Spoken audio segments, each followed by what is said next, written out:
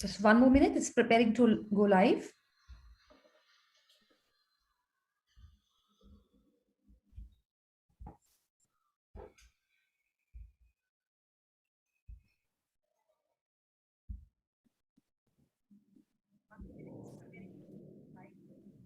Boa noite and bem-vindo a todos.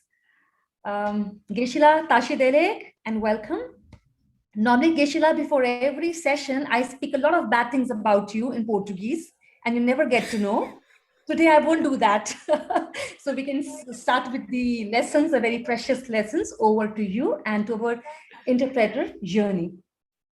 Normally, Geshe-la, before every session, I speak a lot of bad things about you in Portuguese, and you never get to know.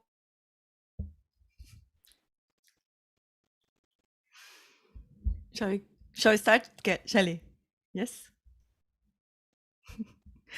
So you can start whenever you Yeah, Geshe-la, Geshe. you may start, please. Okay, are we started? Yeah.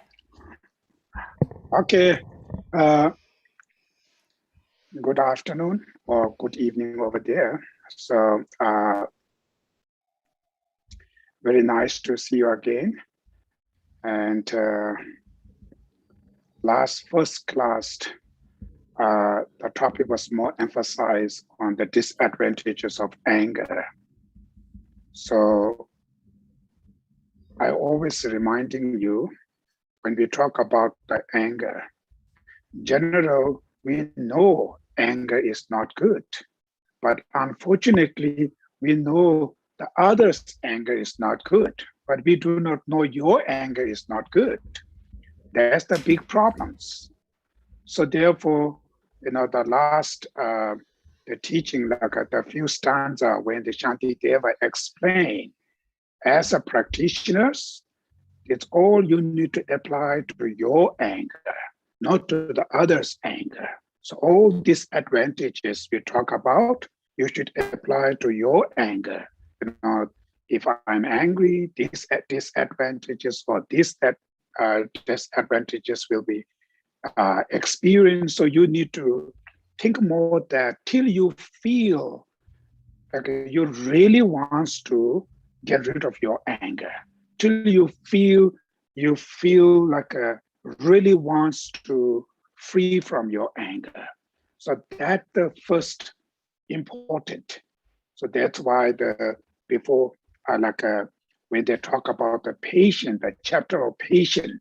So in order to apply the patient, first make sure you really feel, you really wants to change your anger. You feel like that anger is not good. This anger is your enemy. This anger will destroy everything from deep of your heart. Then when you feel you really wants to get rid of your anger, then you're looking what kind of solution, what kind of practice will help to get rid of my anger. Then the patience comes here.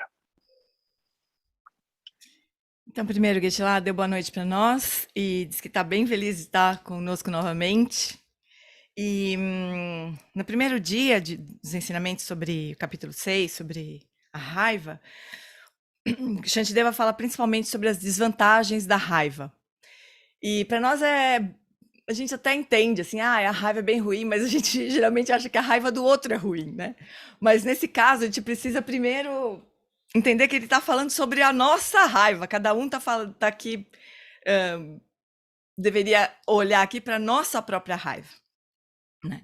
Então, a gente, como praticantes, o Shantideva diz, como praticantes, a gente deveria compreender as desvantagens da nossa raiva, pensar, refletir bastante a respeito disso, até que realmente surja o desejo de se livrar disso. Compreender que a raiva destrói qualquer coisa, destrói os nossos méritos, como o Geshe-la explicou, né? Então, quando a gente se compreende profundamente isso e realmente sente esse desejo de se livrar da raiva, entende que ela é a nossa inimiga, na verdade, a gente sente a vontade de transformar isso, aí então a gente busca uma solução para isso. E é aí, nesse ponto aí, que entra a solução, que nesse caso quem está estudando é a paciência, né? Como uma solução.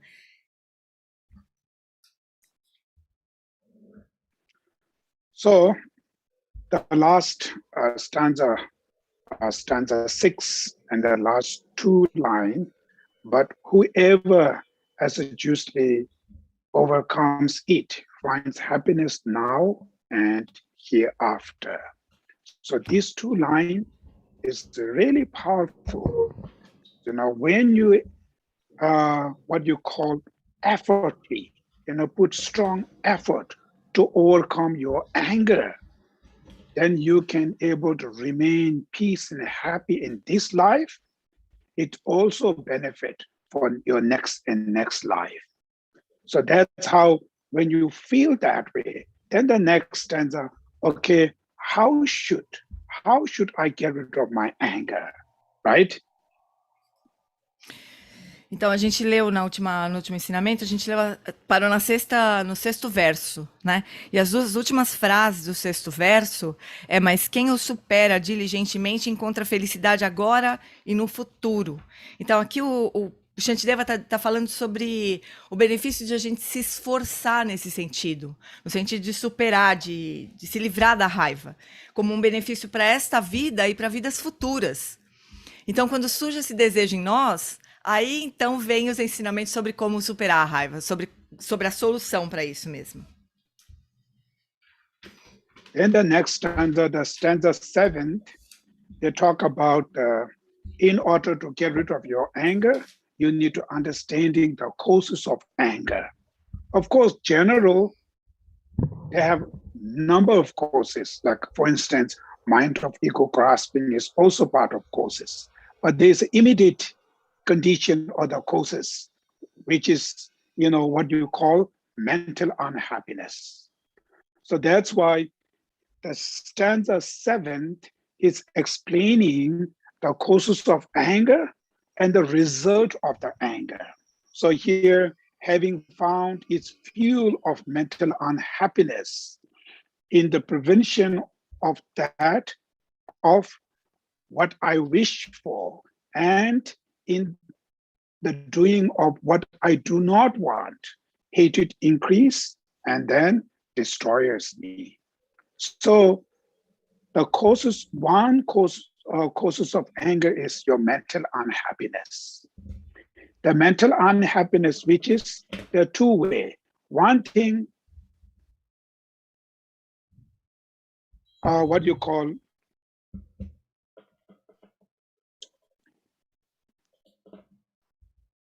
you want something, but somebody obstruct you, do not get you. Or you do not want something, somebody create that.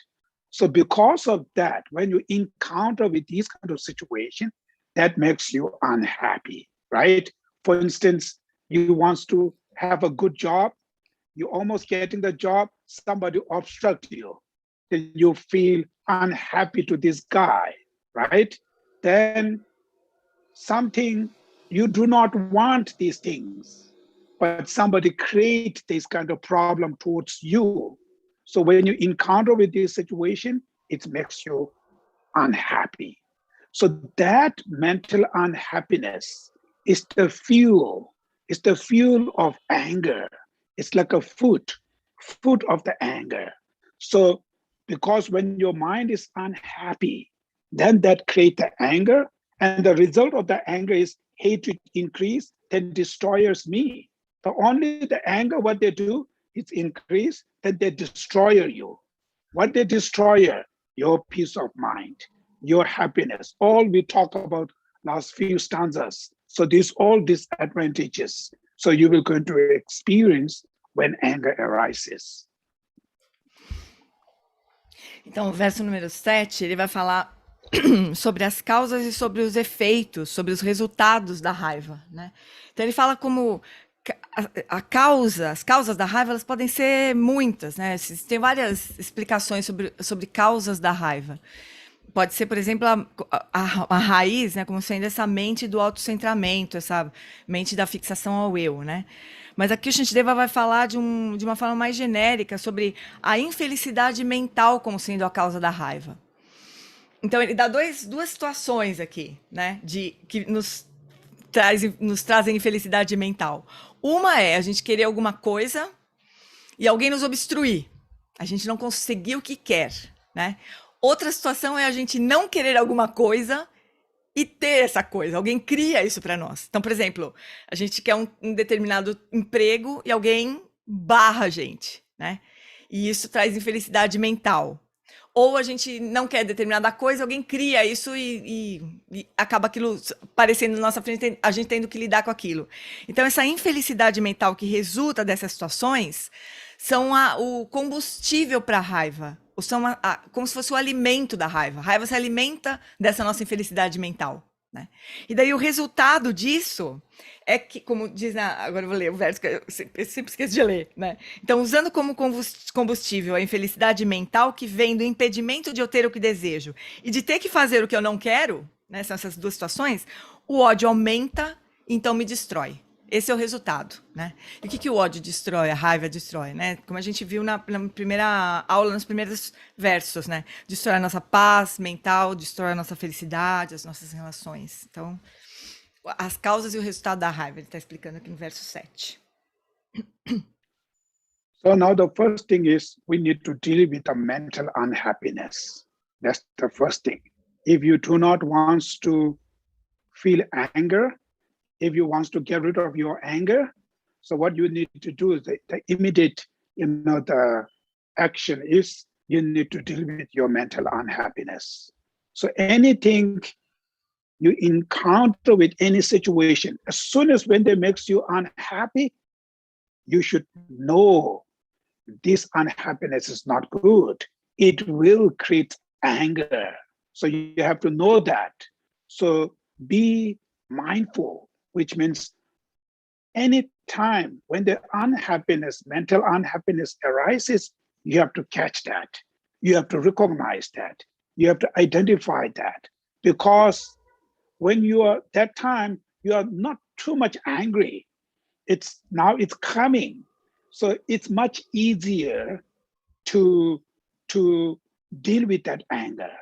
When you become too strong, angry, take over you, then it's very hard to deal with this. So as soon as when you feel unhappy, you should recognize that, then you need to apply the solution. How should I deal with my mental unhappiness? I'm with this situation, now I'm not happy.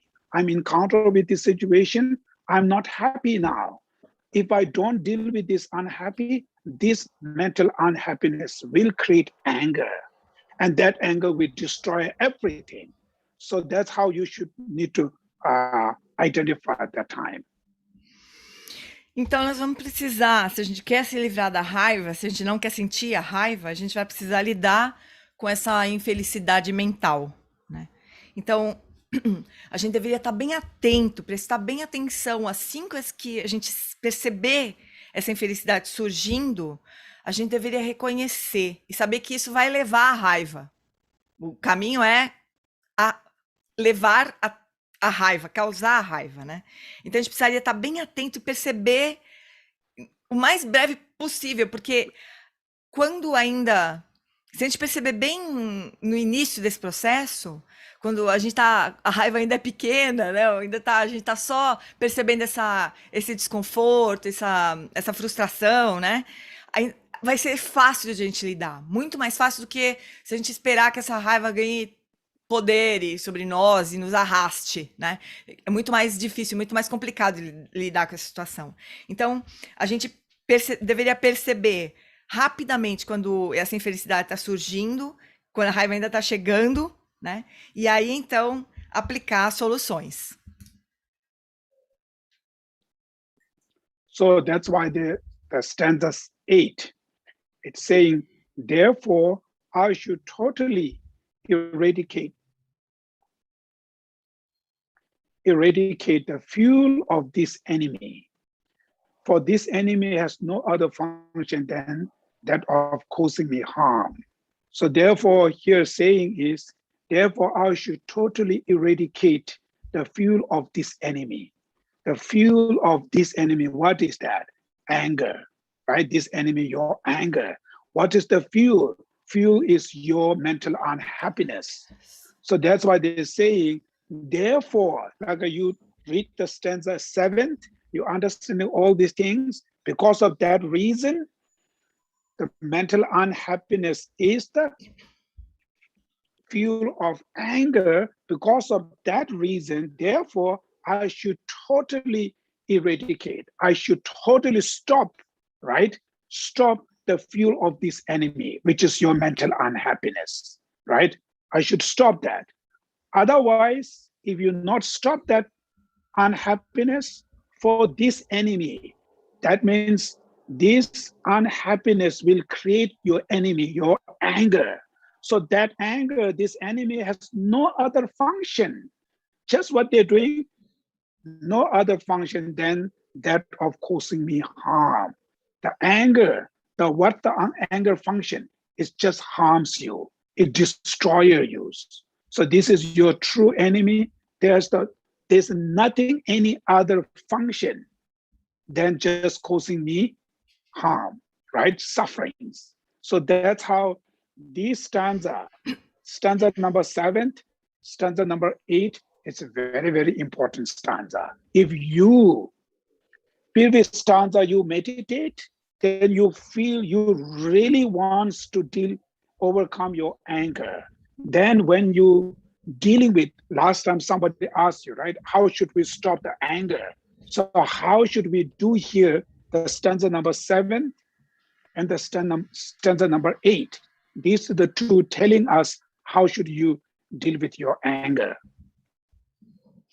Então, o verso 8 é assim: portanto, deve eliminar totalmente o combustível desse inimigo, pois esse inimigo não tem outra função além de me causar mal. Então, aqui ele está explicando para nós, Shantideva está explicando para nós, que a forma de a gente lidar com a raiva é eliminar o combustível dela, né? Eliminar completamente a infelicidade mental, que é o combustível da raiva, né?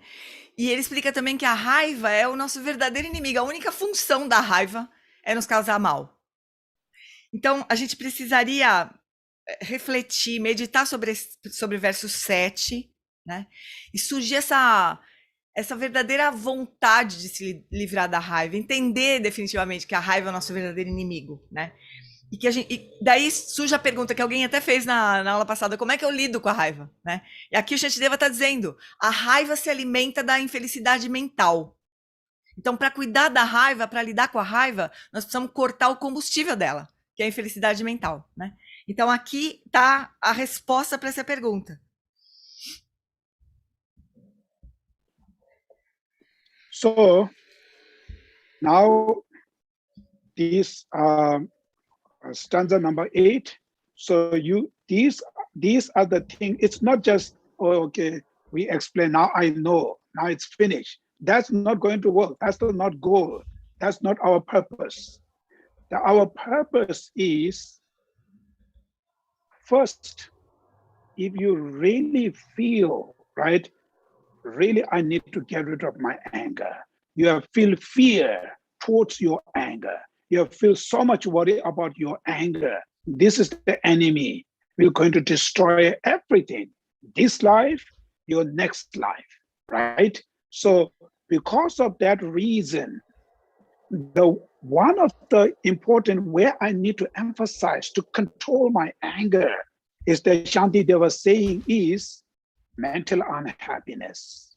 So you should be, when you meditate these things, you have to set up the intention.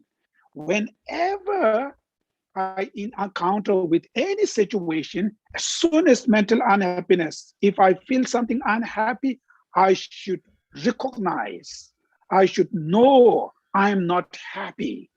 That's the first thing. So if you do not know you are not happy, then that unhappiness will create anger. Then when you become too much angry, you're doing all these drama things you were going to do, you have no idea what you've done, right? Then you destroy everything. Therefore, problem is sometimes when we feel unhappy, we do not know that. That's our problem. When you are okay, meditate, say, yes, I will going to deal with anger. You have that kind of enthusiasm, right? Strong courage. But when you're in the situation, in your office or your family, neighbors, wherever, as soon as when you feel unhappy, you do not know that you are not happy because your mind is so much focused on the other situation. These people done this, he done this, she done. So you focus the object of your anger. You forgetting, to understand you're unhappy. That's why that unhappiness, slowly, it will create your anger. Then that anger will destroy you, right? That's why when you're doing the meditation, you need to set up the intention. Whenever I feel unhappy, I should recognize. I will recognize that. I will identify that. That type of intention you have to set up during the meditation. And that will help you to be mindful when you feel unhappy. Então, aí a gente ouve esse ensinamento e fala, entendi, eu já entendi, beleza, já sei como é que a raiva funciona, entendi, tá tudo bem, né? Só que não, a gente, não é esse o propósito, não é assim que acontece, na verdade, né? Porque a gente entende, mas chega na hora, a gente parece que esquece, né? Mas o que acontece, né? A gente precisa, primeiramente, se preocupar verdadeiramente com a raiva. Sentir medo. O Geshe-la falou, a gente precisa sentir medo de sentir raiva. Se preocupar quando sente raiva, porque isso vai nos atrapalhar nesta vida e nas próximas. Pensa nisso, nesta vida e nas próximas. Não é uma coisa pouca, né? E daí como é que a gente precisaria fazer para manejar tudo isso, né? Para manejar a raiva? O ponto é a gente reconhecer o mais rápido possível quando essa infelicidade mental surgir, né?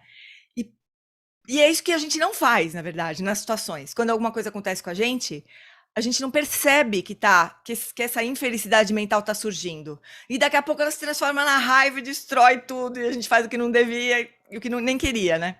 Então, o ponto é a gente estabelecer, quando a gente se conscientiza mesmo disso, compreende isso que o Geshe-la explicou agora, né? E medita sobre isso, a gente precisa estabelecer uma intenção do fundo do nosso coração. Eu vou reconhecer a infelicidade mental assim que ela surgir. É uma intenção que a gente precisa estabelecer. Para a gente poder realmente conseguir prestar atenção no processo quando ele está começando a acontecer. E não depois que ele já nos arrastou, né? Então, se a gente não fizer isso, é bem possível que a gente não perceba na hora, né? E a coisa tome um vulto de que depois é muito difícil de controlar. E aí o inimigo já fez o estrago, né?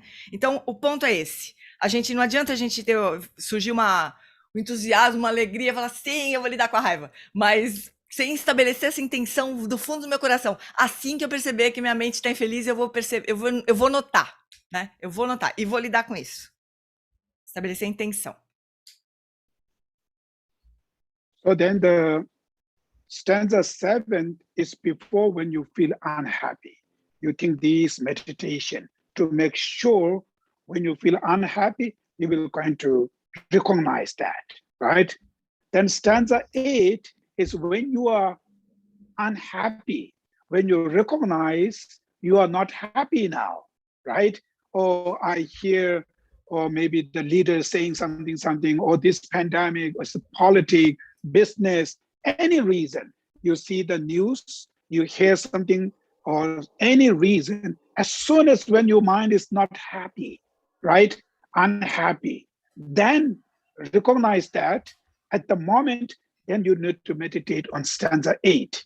So stanza 8, they're saying, therefore, I should totally eradicate the fuel of this enemy.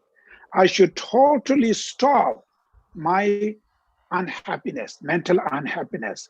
Otherwise, this mental unhappiness will create anger, and for this enemy, the anger has no other function than that causing me harm. So if the anger arises, that anger has nothing, any function. Only what they do, it will destroy me. So that stanza, during when you're unhappy, right? When you are on the situation unhappy, then recognize, then what should I do? You recite that stanza 8 and think again and again to give you encourage to eradicate your unhappiness, your mental unhappiness. Otherwise, that will bring your anger and destroy you. So that during the situation you are in the unhappiness, then you should meditate that stanza 8, apply or exercise that stanza 8.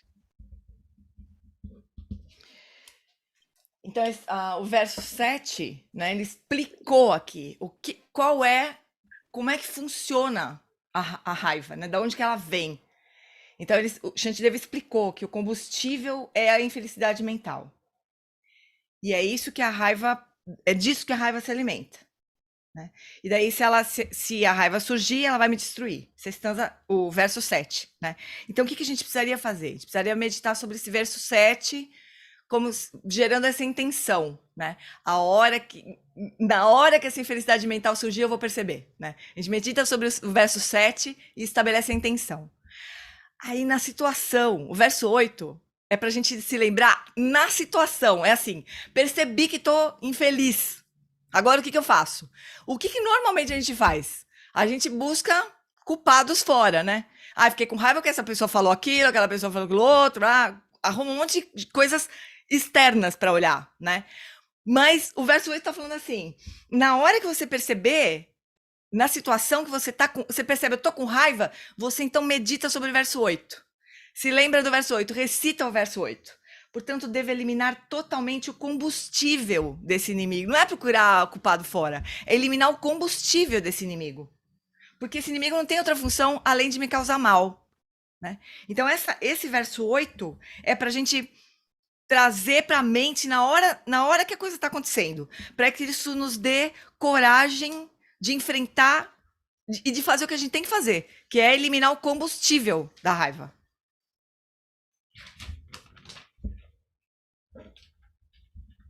Then when you feel that way, then actual process, how to deal with the unhappiness, which is stanza 9. Whatever befalls me, I shall not disturb my mental joy. For having been made unhappy, I shall not accomplish what I wish, and my virtue will decline. So you need to be committed. You need to make a committed determination. Doesn't matter whatever befalls into me, whatever situation, right? Anything, whatever befalls into me, I shall not disturb my mental joy. So that is possible. You know, your mental, what called joy, it's only your part of your mind will disturb your mental joy, not others. You know, external situation, how bad it is. But your mental unhappiness or your mental peace, it's everything in your hand. If you think different way, this external situation will not going to affect you. So that's why first you should understanding your mental joy, the pleasure will disturb by your mental afflictions, not outside there. Outside any situations are just as a condition. They are not the direct causes. They are indirect. They are just as a condition. The direct obstacle, who obstruct your mental joy is your mental negative emotions, destructive emotions. But these emotions will going to be disturb your mental joy. So that's why he is saying, whatever befalls me, I shall not disturb my mental joy. That kind of what you call committed. It gives you so much confidence, so much joy, actually. You're right? Because your mental happiness, it's in your hand. If the people shout you, screaming you, whatever, you look in a different perspective, And as long as if you're able to keep your mind is calm there, whatever they do, it's not going to be affect you. It's in your hand. So but what you need is, the problem we have is we do not commit it. We do not thinking that way, because your mental happiness, the joy, it's in your hand. Therefore, whatever situations falling into me, I will never disturb my mental joy, right? That kind of promise. First, when you're dealing with the unhappiness, first you have to set up that inner, what you call willpower or inner strength. So you need to, because if your internal is so weak, if you have not strong enough power, internal power, then you will not able to fight back to these problems. So you have to build your inner strength, inner willpower. So that's why these two lines, whatever befalls into me, I shall not disturb my mental joy.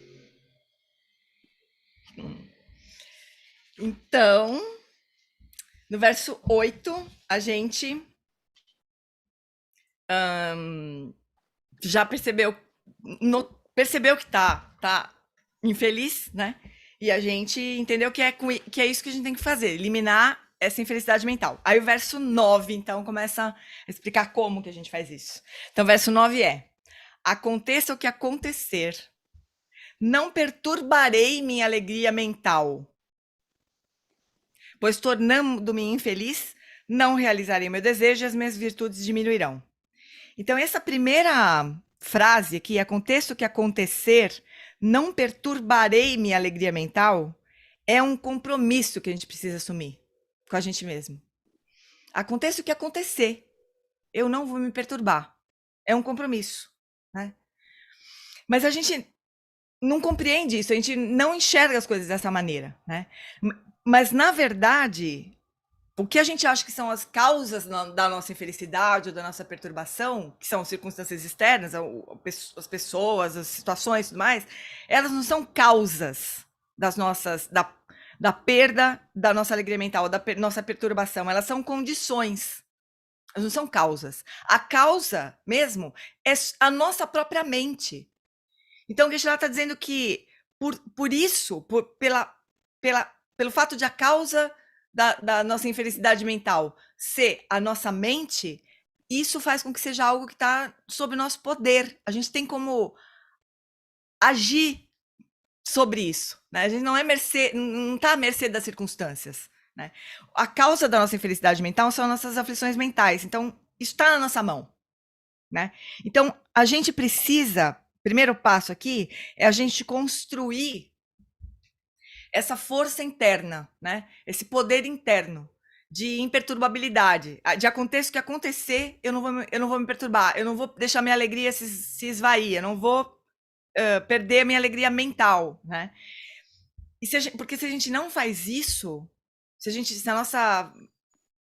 não tem poder, se a gente se sentir fraco, né? A gente não vai conseguir lidar com esse processo todo da raiva, né? Então esse é um compromisso que a gente precisa firmar com a gente mesmo.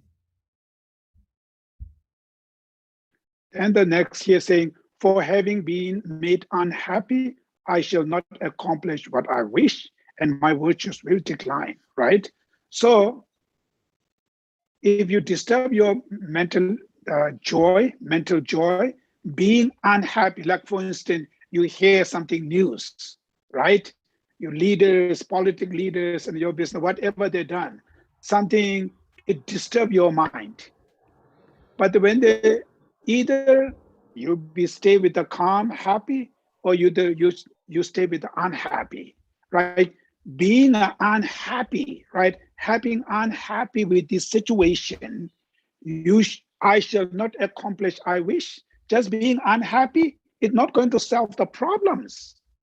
That being unhappy, disagree with this, being unhappy, you will not accomplish what you wish. It's not accomplished. Instead of that, it will destroy your virtues, right? My virtues will decline. Being unhappy, it will not going to be accomplish anything, either you agree or not. but being unhappy, you're complaining, or you're accusing them, you're angry and shouting, whatever you do, it will not accomplish what you wish. Instead of that, it will decline your virtues. So it is, if the smart people, like a Bodhisattvas, seeing this kind of behavior is not smart behavior. It's like a little bit stupid behavior, right? So it's destroying you. That's how those Bodhisattvas were seeing that. So because of that reason, I should really be smart. Whatever things falling down into me, I will never ever destroy or disturb my mental joy. I will always protect, save, to keep my mind still calm and joy. Então, o verso 9 ainda, né? Aconteça o que acontecer, não perturbarei minha alegria mental, pois tornando-me infeliz, eu não realizarei o meu desejo e as minhas virtudes diminuirão, né? Então, o Geshe-la deu exemplo da gente, por exemplo, tá ouvindo notícias sobre política, sobre os líderes políticos, né? E aí a gente tem duas possibilidades aí. Ou a gente se lembra do nosso compromisso, mantém a nossa mente calma, ou não. Ou a gente fica infeliz, reclama, briga, grita, né? A gente tem essas duas possibilidades. A gente pode achar que não, mas a gente tem essas duas possibilidades. Daqui que o Shantideva está dizendo aqui, que se a gente, em vez de a gente manter a nossa mente calma frente a essas situações difíceis, né? Se a gente mantiver a mente calma, né? A gente, então, tá de acordo com o nosso compromisso. A gente não vai... Aquilo não vai nos levar para a raiva. Se a gente ceder e deixar a mente se perturbar e se tornar infeliz, a gente não vai resolver o problema, né? Portanto, a gente não vai conseguir o que a gente queria. Por mais que a gente grite, não vai resolver o problema. E, além de tudo, as nossas virtudes vão diminuir, né? Já que a raiva é a grande destruidora de virtudes, né? Então, os bodhisattvas, eles pensam assim, as pessoas que ficam com raiva e ficam infelizes, elas são muito espertas, né? Porque se você fica com raiva, você não consegue, ou infeliz, você não consegue resolver o que você queria, e ainda suas virtudes são destruídas. Quer dizer, isso não é uma coisa muito esperta. Os bodhisattvas olham e falam, isso é meio estúpido de se fazer, né? Então a gente precisa ser realmente espertos, né? Espertos, e manter o nosso compromisso. Aconteça o que acontecer, eu não perturbarei a minha alegria. Percebe aqui, não é que a minha alegria não vai ser perturbada. A frase é essa, eu não perturbarei a minha alegria. Está na nossa mão. That's why the Shantideva says, one of the chapter, is saying, even they wants to free from suffering, but they are running towards sufferings.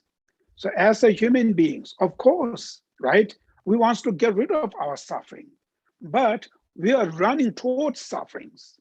So that's how that means.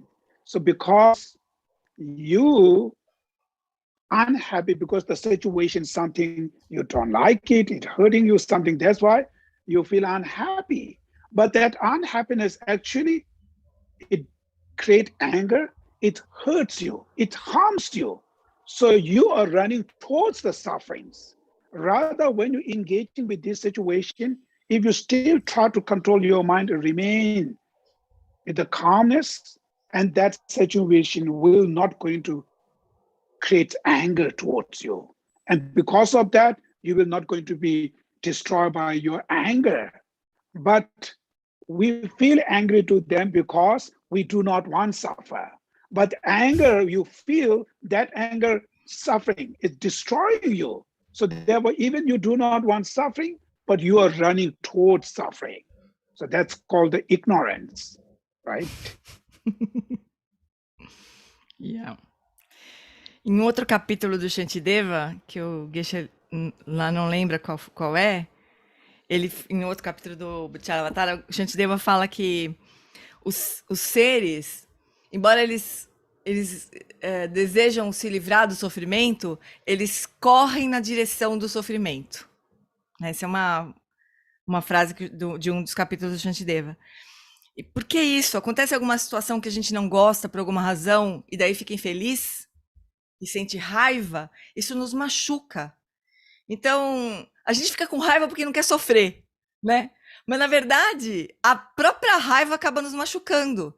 Então, em vez de a gente manter a mente calma, né, para não ser ferido pela raiva, a gente faz o contrário, a gente fica infeliz, torna a nossa mente infeliz, sente raiva e a gente se machuca, né?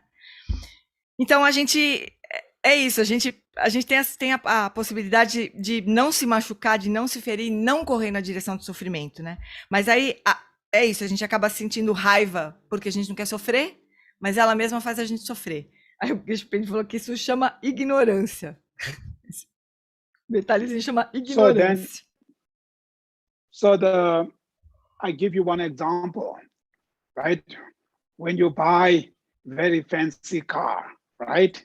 You park in your street, you go to the sleep, middle of the night, they steal your car is gone, right? But you're still enjoying sleeping very happily, no problem at all. Your mind's still happy.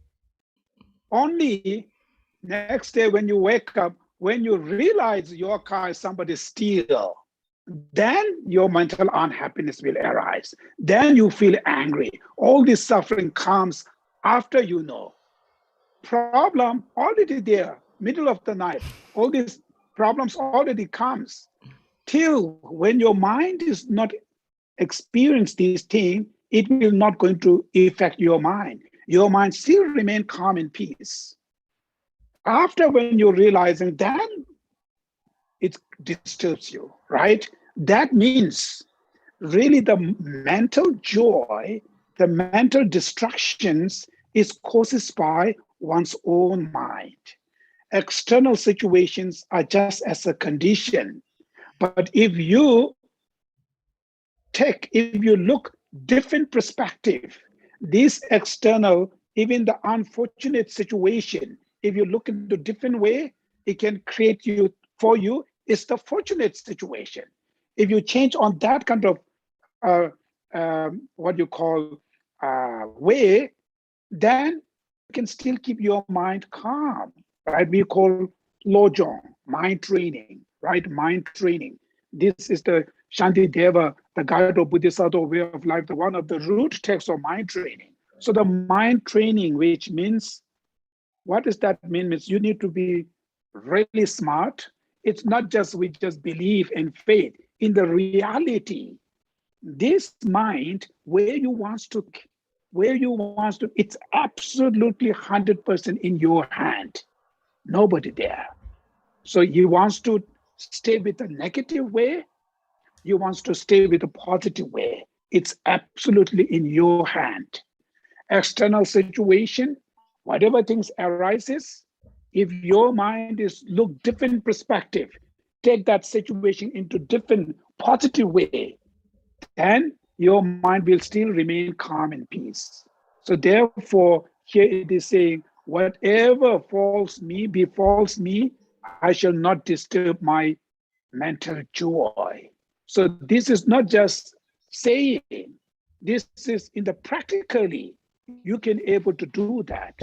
Whatever situation befalls into you, you have 100% power to save, to not disturb your mental joy. Então, que já deu um exemplo, né? Vamos supor que você compra um carro lindo, novo, daí você estaciona em algum lugar e daí vai dormir, né? E durante a noite roubam seu carro. Seu carro já foi, durante a madrugada, assim, né? Mas você tava lá dormindo, tranquilamente, desfrutando de sua noite de sono. Só no outro dia, quando você perceber que o carro foi roubado, é que aí você vai passar mal. Aí veio a infelicidade, né? Isso é uma prova de que a causa do sofrimento é a experiência da nossa mente, não o fato em si, não a circunstância em si, né? Porque o carro já tinha sido roubado fazia um tempão, mas como você não sabia, então a sua mente estava tranquila, lá dormindo, né? Então é fato que a causa da nossa infelicidade mental é a própria mente. E isso é uma boa notícia, porque significa que A forma de lidar com isso está 100% na nossa mão. As circunstâncias externas podem ser desafiadoras, desafortunadas, pode ser ruim, né? Mas a experiência que nós vamos ter da situação externa está completamente na nossa mão. É a nossa mente que experiencia a coisa externa. Então, as práticas de treinamento da mente, ou de Lojong, né? Que é esse texto que nós estamos estudando, o Bodhicharyavatara que nós estamos estudando, é um dos principais textos de Lojong, é justamente isso, poder olhar, reconhecer essa liberdade que nós temos, né? De olhar para as coisas de perspectivas diferentes, né? E na dependência disso, desse olhar, dessa perspectiva que a gente assume frente às situações, é que vai depender a nossa calma ou a nossa infelicidade na mente, né? Então, esse verso 9 é para a gente se lembrar e assumir esse compromisso, né? De aconteça o que acontecer, não perturbarei a minha alegria mental. Está na nossa mão, 100% na nossa mão. And also another example, when you go to the clinic to check up yourself, right?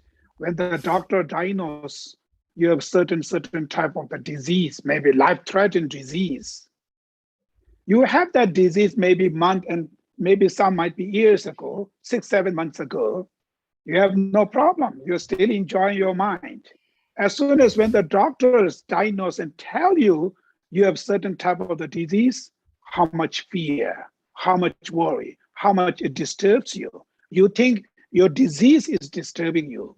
Actually, you have that disease before, right? When your mind is something diagnosed knowing that, then it's really affected. It really makes you unhappy. It really bothers you. As long as when your mind is calmed down, even you have a disease or whatever, you still not feel that pain. And the death is part of our life. You know, when we meditate on the death meditation, there are three main things we meditate. One is called death is certain, right? Second, the time of death is uncertain. And the third, at the time of death, nobody can help you except your dharma, your peace of mind, right? So among these three, most our meditation is the time of death is uncertain. So it's the reality, the time of death is uncertain. Either very healthy people will die, very young people will die, and the condition of death is so many things. But when you diagnose certain disease, you have so much fear, so much worries. And that disease you already have before, right? Already have. Till your mind is knowing, then it disturbs you. So that means that really who disturbing our peace of mind is our own emotion, our own mind.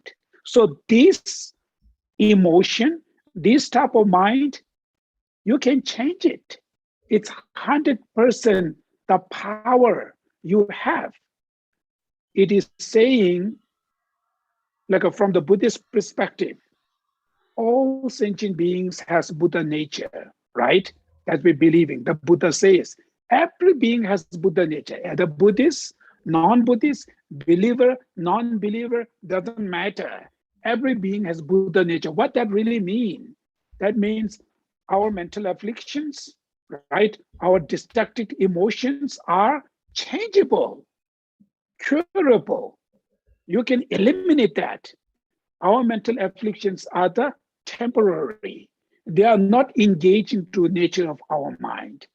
That means all these mental afflictions are changeable. So whatever situation you encounter, if you something change those destructive emotion, it will not affect to your mentally. You still remain calm and peace. Então, outro exemplo. A gente vai fazer um check-up, né? Aí tá tudo bem, a gente tá bem, tá tranquilo, vai fazer o check-up. Aí a gente recebe um diagnóstico de uma doença. Talvez uma doença que vá nos matar em breve, assim, né? Também tava tudo bem, a gente tinha doença, aquela doença faz tempo, mas como a gente não sabia que tinha doença, tava tudo bem, né? No momento em que a gente toma conhecimento da doença, aí a nossa mente começa a se sentir aflita, né? Começa a ter medo da morte, né? Então o ponto não é a doença em si, a gente tava com aquela doença fazia tempo, mas tava bem. O ponto é quando a gente descobre, recebe o diagnóstico da tal da doença, né? A gente começa a sentir medo da morte. E daí tem esse tema do medo da morte. A morte é uma parte da vida. Então, quando a gente medita sobre a morte, tem 3 pontos principais da meditação sobre a morte, né? Primeiro, que a morte é certa, né? Segundo, que o momento da morte é incerto. A gente não sabe quando vai chegar. Pessoas jovens morrem, pessoas velhas morrem, pessoas saudáveis morrem, por circunstâncias das mais variadas. Então, o momento da morte é incerto. E, terceiro ponto é que no momento da morte, ninguém pode nos ajudar, exceto o Dharma. Exceto a nossa paz mental. Michelin falou isso, né? A nossa paz mental como sendo o Dharma, que vai poder nos ajudar no momento da morte.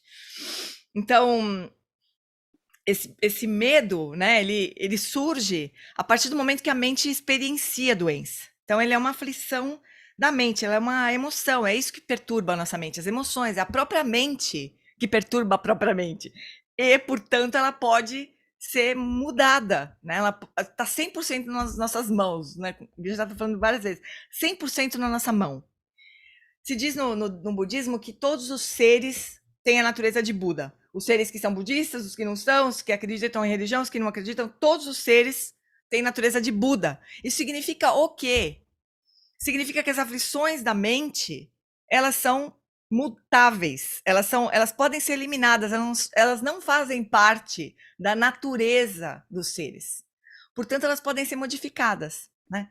Então, se a gente compreende tudo isso e surge uma situação qualquer desafiadora, a gente tem essa possibilidade de manter a nossa mente calma, aconteça o que acontecer. Não perturbarei a minha alegria mental.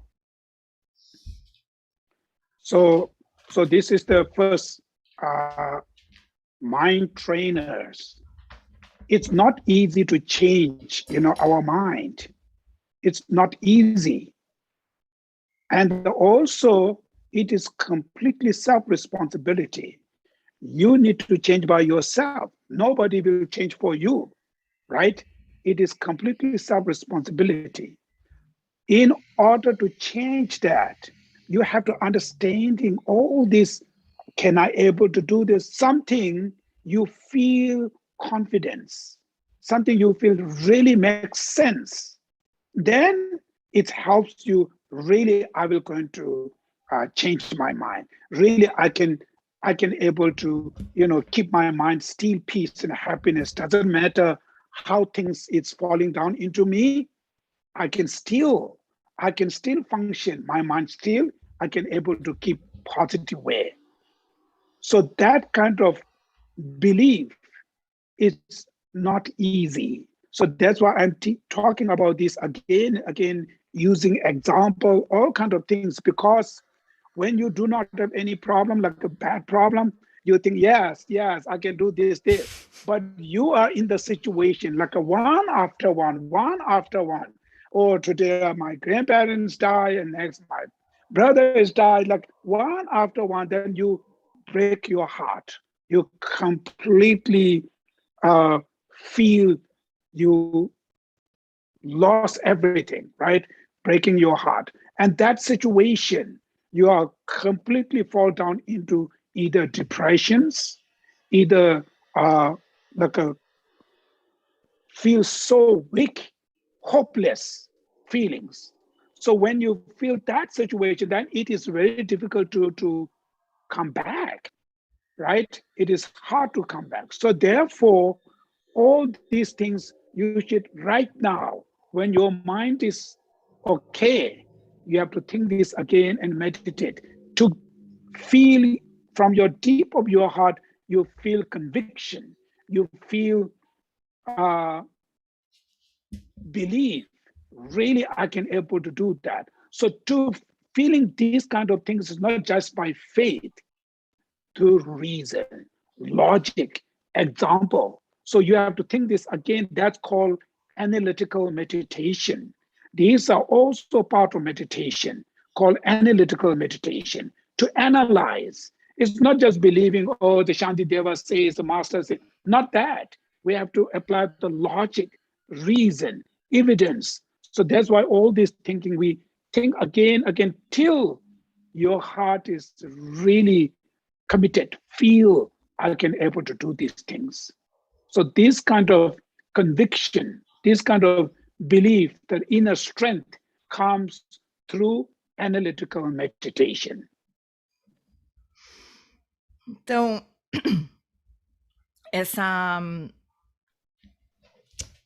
esse treinamento da mente não é uma coisa fácil de se fazer, né? É uma coisa que demanda prática, né? A gente precisa realmente praticar e também é nossa completa autorresponsabilidade. Não tem ninguém que vai poder fazer isso por nós, né? Então é totalmente responsabilidade nossa. Então é muito importante a gente compreender tudo isso que o Geshe-la está explicando. É muito importante a gente desenvolver essa confiança de que é possível, que tudo isso faz sentido e de que é possível fazer isso. Sim, eu posso fazer isso e treinar enquanto as coisas estão bem, enquanto a gente está bem, tá tudo tranquilo. A gente precisa fazer essa prática de análise, de meditação analítica que o Geshe-la tá falando, antes de a gente cair em alguma situação muito difícil. Porque agora a gente pode olhar meio por cima assim e falar, beleza, faz sentido, mas aí a hora que acontece alguma coisa, nosso coração se parte, a gente sofre e se deprime, e daí é muito mais difícil de se recuperar a partir desse lugar, né, de sofrimento. Então é importante a gente fazer essa prática de pensar, refletir muitas vezes sobre isso, né?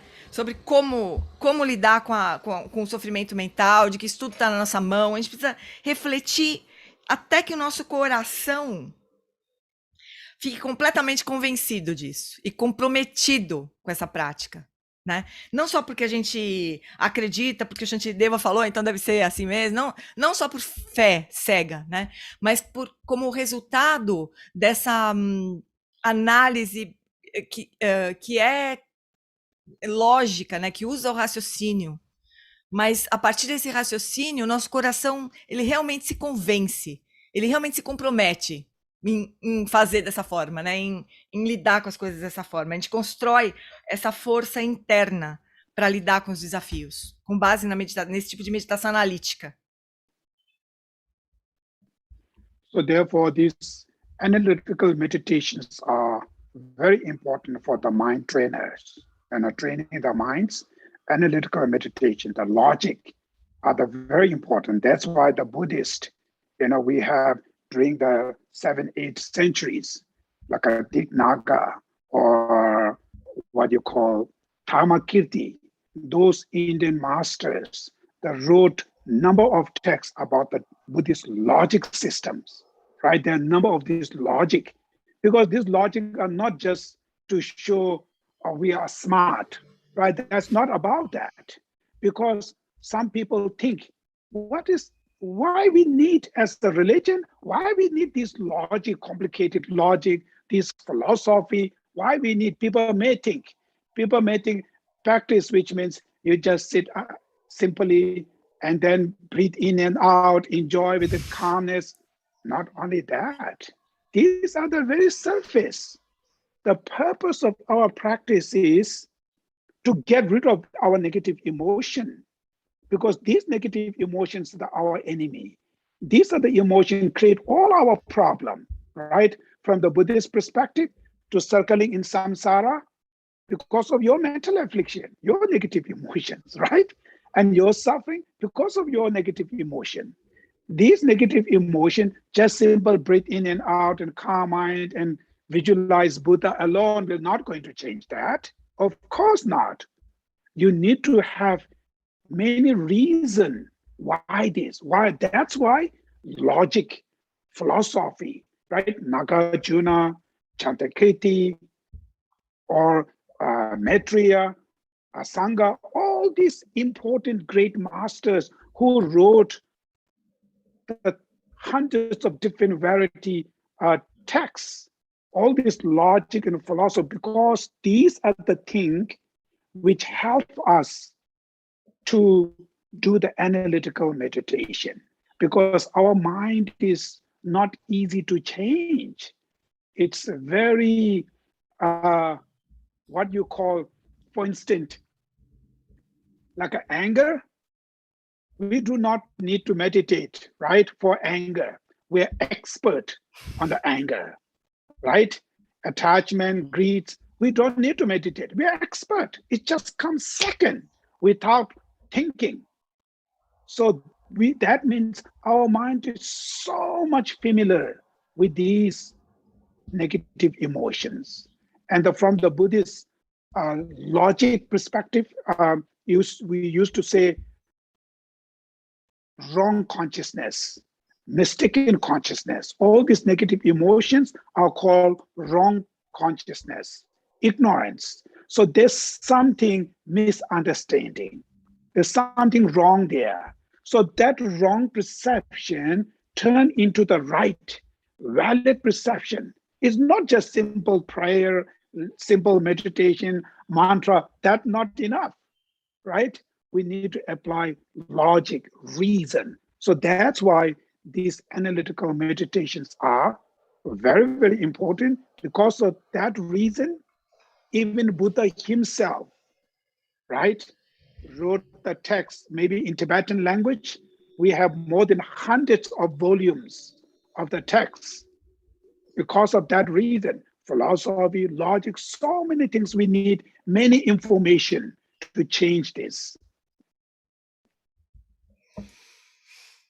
Então, as práticas de meditação analítica são muito importantes para o treinamento da mente, né? Então, é por isso que a gente tem, desde o século VII, VIII, antes ainda, esses grandes filósofos indianos, esses grandes mestres indianos, Dignaga, Dharmakirti, quase todos aqui, Nagarjuna, Chandrakirti, Asanga, todos esses grandes mestres indianos, que criaram todos esses sistemas de lógica e de raciocínio, né, de reflexão. Então, as pessoas podem pensar assim, mas por que essas pessoas, por que tem toda essa complicação de lógica e de filosofia, né? Que essas pessoas não querem se mostrar, eles querem parecer muito inteligentes? Qual que é o ponto, né? Por que uma religião precisa de tanta lógica, de tanta filosofia, né? Mas é por isso, porque a nossa mente, ela é muito difícil de ser treinada. Né? A gente tem hábitos, né, e pontos que a gente precisa transformar e que não são fáceis. A gente não vai conseguir transformar as emoções aflitivas, as emoções negativas, só com respiração. Respira, inspira, expira, inspira, expira. Só assim não vai acontecer. Isso não é suficiente. É muito útil, mas não é suficiente. Né? Também não vai ser visualizando Buda. A gente vai precisar desafiar essas emoções aflitivas, a gente precisa aprender a lidar com elas, né? Então surgem todos esses textos explicando, dando muitas razões para a gente poder ir lidando, enxergando as coisas de outra maneira. E porque a nossa mente, super engraçado que o Guixá falou, a nossa mente, ela é muito familiarizada com as emoções aflitivas, né? A gente precisa meditar e aprender a sentir raiva. Né? A sentir qualquer tipo de aflição, a mente rapidamente, instantaneamente, ela responde desse jeito, né? Então nossa mente é muito treinada para isso. Então, para treinar o contrário, né? Para treinar o caminho oposto, a gente precisa de muito esforço, né? Muita lógica, muito raciocínio, muita reflexão. Todas essas emoções aflitivas na filosofia budista se diz que elas se baseiam na consciência equivocada, né? Na cognição inválida. Né? Então tem um erro de visão, tem alguma coisa errada nessa base das emoções aflitivas, né? Então se tem alguma coisa errada, uma consciência errada, a gente precisa transformar numa consciência certa, né? Numa consciência válida. Então entram todos esses argumentos todos da lógica e da filosofia budista. O próprio Buda, né? Em tibetano tem mais de 100 livros de textos que foram escritos, né, não pelo Buda, mas com base nos ensinamentos do Buda, sobre lógica e filosofia, justamente para embasar essas práticas de meditação analítica que são tão importantes para a gente transformar nossa mente, né? So, and also this practice you have to do right now. When your mind is strong, you have to do this practice. It's not just, oh, right now I'm okay, I'm happy, I don't need to do. When I, fall down into this situation, then I will go to practice. This is absolutely wrong. It's not going to work in that situation. So you have to do when you are strong, when your mind is capable, when your mind is functioning. That time you need to do these practice analytical meditation. Then when you future fall down into these problems, then you utilize. You're already familiar with these practices. So before nothing, then when you fall down, you try it, it's not going to work. So therefore, practice should be started when you are strong. When you do not have problem, you have to apply this practice. E essas práticas a gente tem que fazer agora, que as coisas estão bem, que a nossa mente está forte, que a nossa mente está funcionando direito, né? Coisa mais errada que pode acontecer é a gente pensar, agora eu não preciso, tá tudo bem na minha vida, eu tô bem, tá tudo certo, né? Agora eu não preciso me preocupar com isso. Quando a gente precisar, vai ser muito tarde, né? A gente não vai ter condição, não vai funcionar, né? Nossa mente não vai ter nenhuma condição de se preocupar com isso, né? Então, a hora de a gente fazer prática é agora, para quando a situação se apresentar mesmo de fato pra gente, nossa mente a gente pratica agora para nossa mente estar familiarizada com essas práticas na hora que a coisa pegar, que o bicho pegar, né? Então, é agora, a hora é agora. Then might be sometimes you might be thinking, why we need to do all these complicated things. Rather, it's a simple, popular meditation we call mindfulness, right? Breathe in and out, and you focus on the breath. Why you need to do all this complicated? That many people have that kind of thinking. But actually, from the Buddhist perspective, hardest method, greatest result. Quickest method, poorest result. If the method is very easy, result is so poor. If the method is very hard, difficult, result is great. That's how. So when your mind is able to function, to follow with the hard way, you should use that to follow that, because hardest method will deal your problem from bottom level, deeper level. Quickest, when your mind does not function these things, when you completely fall down into depressed, then of course there's not functioning anything. Then the simple thing, breathing in and out, right? Because your mind is not able to function like all this hard philosophy. And that situation, then doing this simple meditation as much as it's helping something, right? It helps, so that follows. The quickest method, result is poor. You're just avoiding, you just surface fixing, but the deeper level still there. So therefore, when you are strong, when your mind is really strong, you need to first try to use this difficult, process of meditation. Then future the easy things, much easier. Então, muitas pessoas podem pensar, nossa, mas para que precisa de tanta complicação, né? Especialmente agora, que tem esses métodos tão fáceis de mindfulness, né? Que é só respirar, inspira, expira, coisa fácil, simples. Por que eu não posso fazer isso, né? Porque esses métodos, no budismo se diz que quanto mais difícil é o método, melhores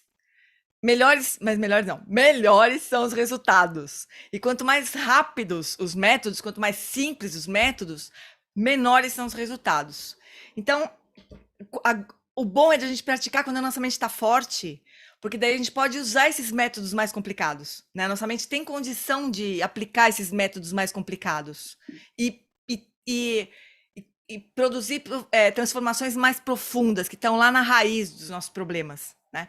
Porque quando a gente estiver completamente destruídos por qualquer situação da nossa vida, e não tiver deprimido e não tiver bem, a gente aí vai sim, lógico que a gente vai usar só métodos mais simples, né? Aí sim as práticas de mindfulness podem ajudar, porque afinal de contas eu não consigo fazer nada mais complicado que isso mesmo. Então eu posso se inspirar, expirar e ficar e me acalmar, me ajudar, ótimo, ajudou, ótimo, né? Mas a gente vai ficar na superficialidade nesse momento, né? Então a hora é de a gente praticar é agora, que a nossa mente está forte e que a gente consegue aplicar esses métodos mais difíceis. So then next, now when the situations, like any situations, whatever they falls into yourself, then how I shall not disturb my mind, right? How should I handle this situation to not disturb into my mind? Then the stanza number 10, you're saying, why be unhappy about something if it can be remedied? And what is the use of being unhappy about something if it cannot be remedied? Very simple and very important, this message. So here what the Shantideva was saying is, how should you handle these situations, right? When you are in encounter with this situation. Here saying, maybe there are variety like negative situations around there. All of these negative situations, you put it into two categories. One situation, you can able to fix it. Even this is negative, wrong, horrible thing, but you can fix it. One another situation, which is you can't fix it. You can't, right? So all these situations, simple, put into two categories, right? Either you can able to remedy it, either you can't remedy it. So now when you are in these two situations, then you should use your mind. Now, how should I handle it? First, look, if that situation is able to fix it, then why should I be unhappy and complaining, criticizing, accusing, fighting, be angry? Why should I do that? Rather, I go there, fix the problems, right? Simple. So here saying that why be unhappy about something if it can be remedied? So if it's possible to fix by yourself, rather go there, fix the problem. Then you don't need to complain, criticize, all kinds of other things. So that's the very simple reason, but tremendous benefit. It gives you a completely different idea. People, what they're doing, they're not doing that way. What they do, even the situation, you can fix it, but they're not going to fix it. They're angry, they're shouting, they're screaming, they're saying bad things. They try to prove this guy is very bad. They try to make more rumors. It's piles and piles of the problem increasing. And the result of that, you're becoming more angry now because you're meditating on anger, right? All these things, you're thinking all these negative things and you're making more. You're becoming more angry. Then result of the anger, destroy you, right?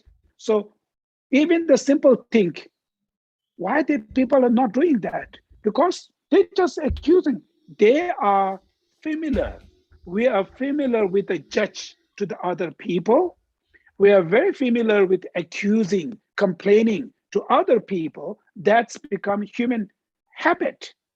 And that bad habit they're using, result, it destroyed themselves. It's making even little problem, making huge, big problems. And these problems quite often it comes within your family members, the small things around there. Então, agora, como, né, que a gente pode lidar com as situações sem se perturbar, né? Então, aí vem o verso 10. Por que sentir-se infeliz com alguma coisa se ela puder ser remediada?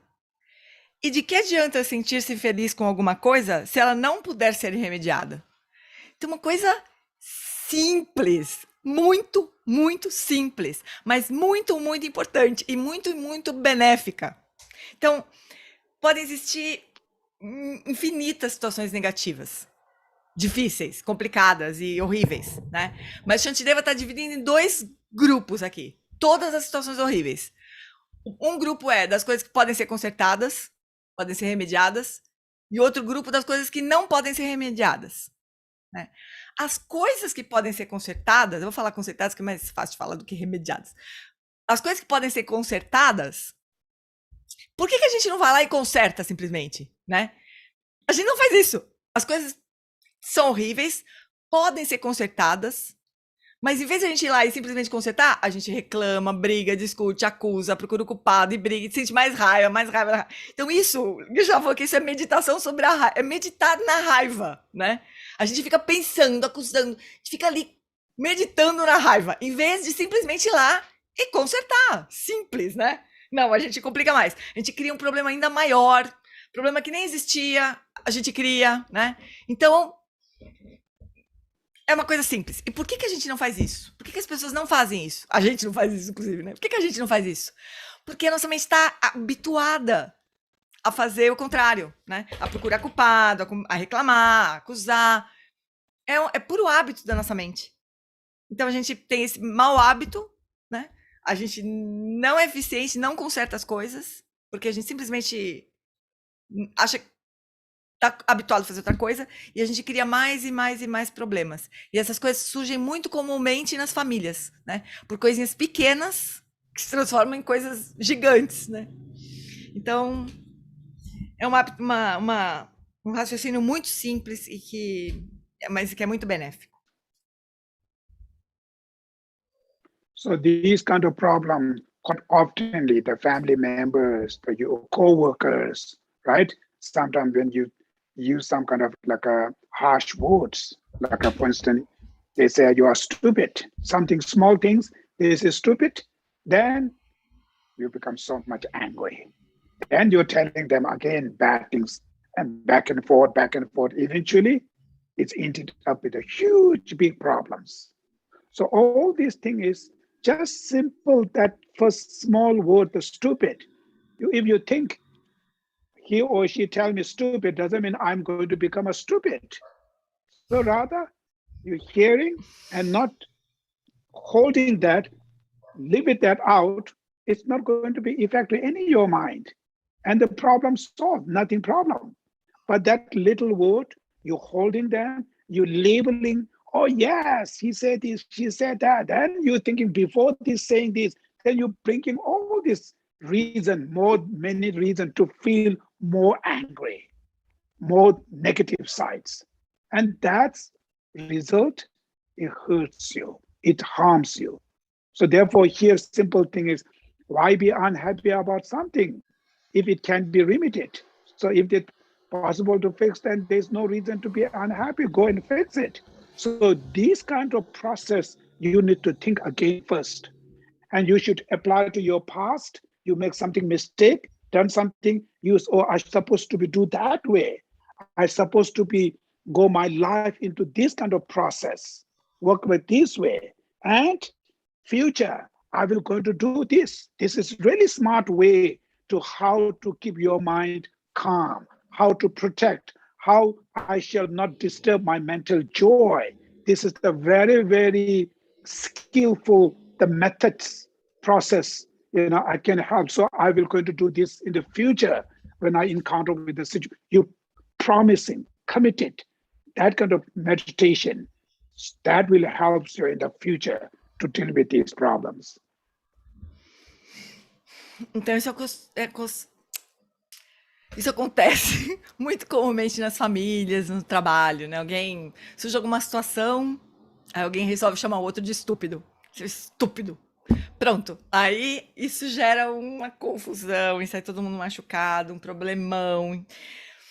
E uma outra forma de lidar com isso seria assim, alguém chamou a gente de estúpido, e daí não é porque alguém chamou a gente de estúpido que a gente vai se transformar num estúpido. A gente ouve com aquele compromisso de não se perturbar, a mente não se perturba, fim, né, da história. Quer dizer, aquilo não nos machuca, né? Porque ouvir uma palavra dura, assim, e remoer, e encontrar 1 milhão de motivos, falar, fulano falou isso de mim, também falou isso, aquele outro dia falou não sei o quê, e outro dia, e o ano passado, e não sei quando falou. A gente vai, né, lembrando de todas as coisas que a pessoa já aprontou com a gente, só pra gente poder sentir mais raiva. Pra gente sentir mais raiva e se machucar mais, né? Se ferir mais do que poderia ter sido se a gente simplesmente ouvisse por um lado e saísse pelo outro, né? Então, uma forma muito importante de a gente, uma prática muito importante para a gente fazer é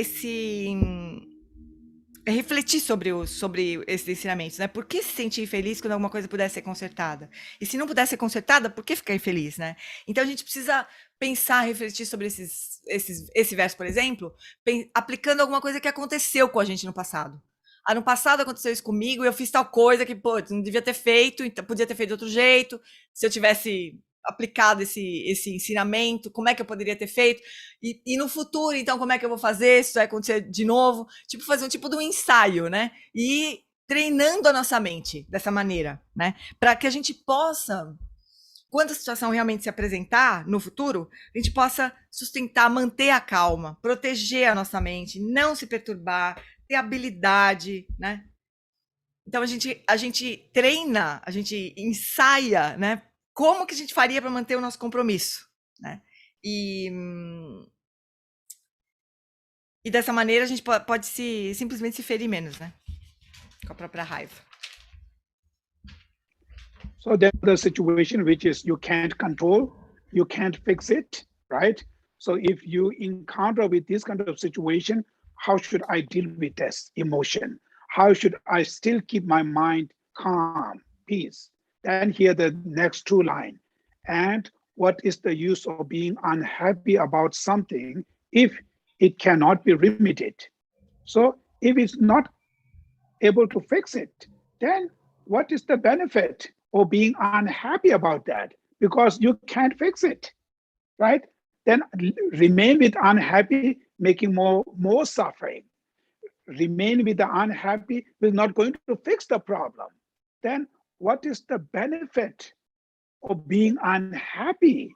Because these things you can't fix it. Like for instance, pandemic, right? During this pandemic, the virus everywhere.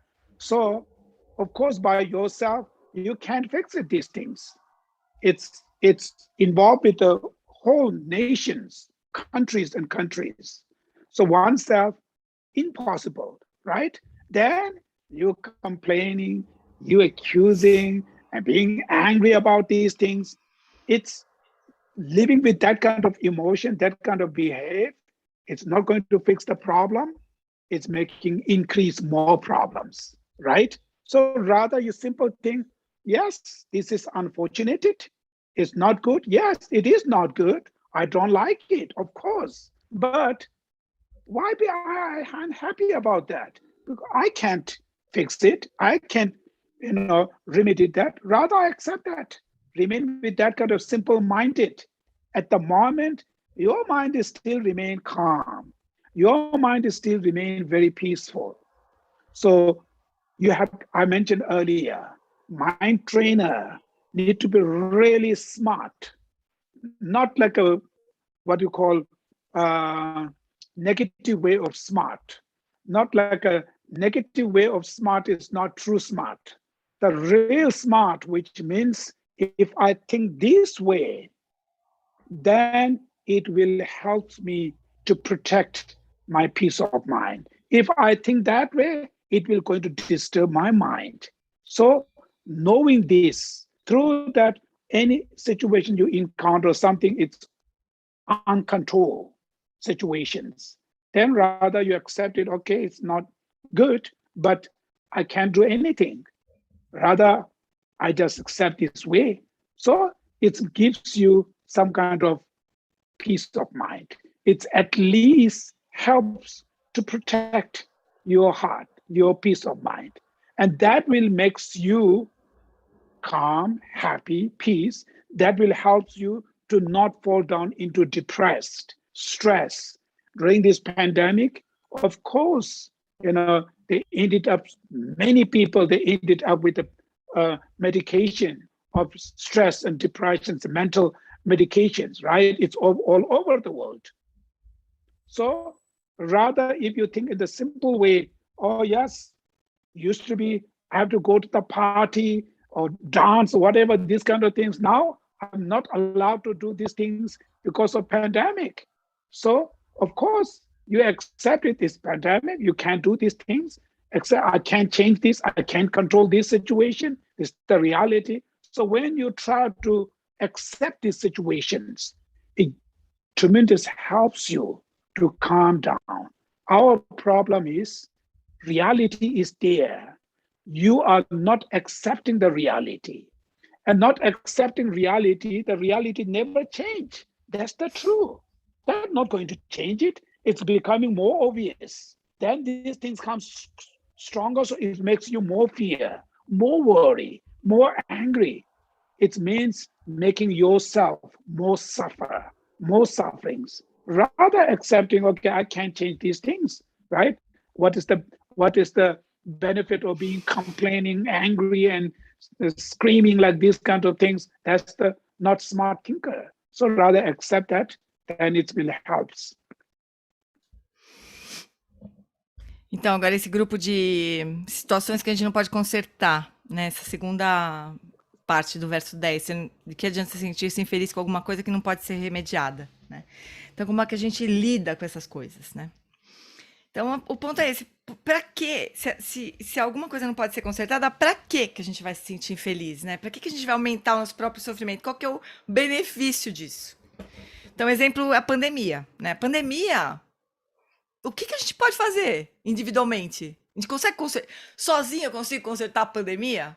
Não consigo, então precisa de todos os países unidos para isso ser resolvido. Então, o que adianta nessa situação a gente reclamar e acusar as pessoas? Isso não vai nem resolver o problema e vai nos trazer mais sofrimento, né? Então, essas situações, elas podem ser realmente ruins, negativas, eu posso não gostar da situação como ela tá. Mas qual que é o benefício de eu me sentir infeliz? De eu cultivar essa infelicidade, né? Melhor nesses momentos, é melhor a gente simplesmente aceitar, né? Ter uma realidade. Sim, a gente não pode fazer um monte de coisa, eu não posso sair para dançar, eu não posso encontrar os meus amigos, mas é a realidade, né? E o fato de eu não aceitar não significa que a realidade vai mudar, simplesmente porque eu não gosto dela ou porque eu não aceito, né? Não significa isso. Então, aquele que treina a mente, mind trainer, né? Aquele que está decidido a treinar a própria mente, ele é uma pessoa realmente inteligente, esperta, né? Não no sentido negativo da palavra espertalhão, assim, né? Que tira vantagem das coisas. Não, é realmente uma inteligência, é realmente uma esperteza, né? Porque a gente começa a compreender que se eu enfrentar a situação pensando de uma determinada maneira, isso vai me trazer sofrimento. Se eu enfrentar aquela situação pensando de uma outra maneira, isso não vai me trazer sofrimento, né? Então é isso que o treinamento da mente faz. E isso realmente nos ajuda a proteger o nosso coração. Isso nos protege do sofrimento, né?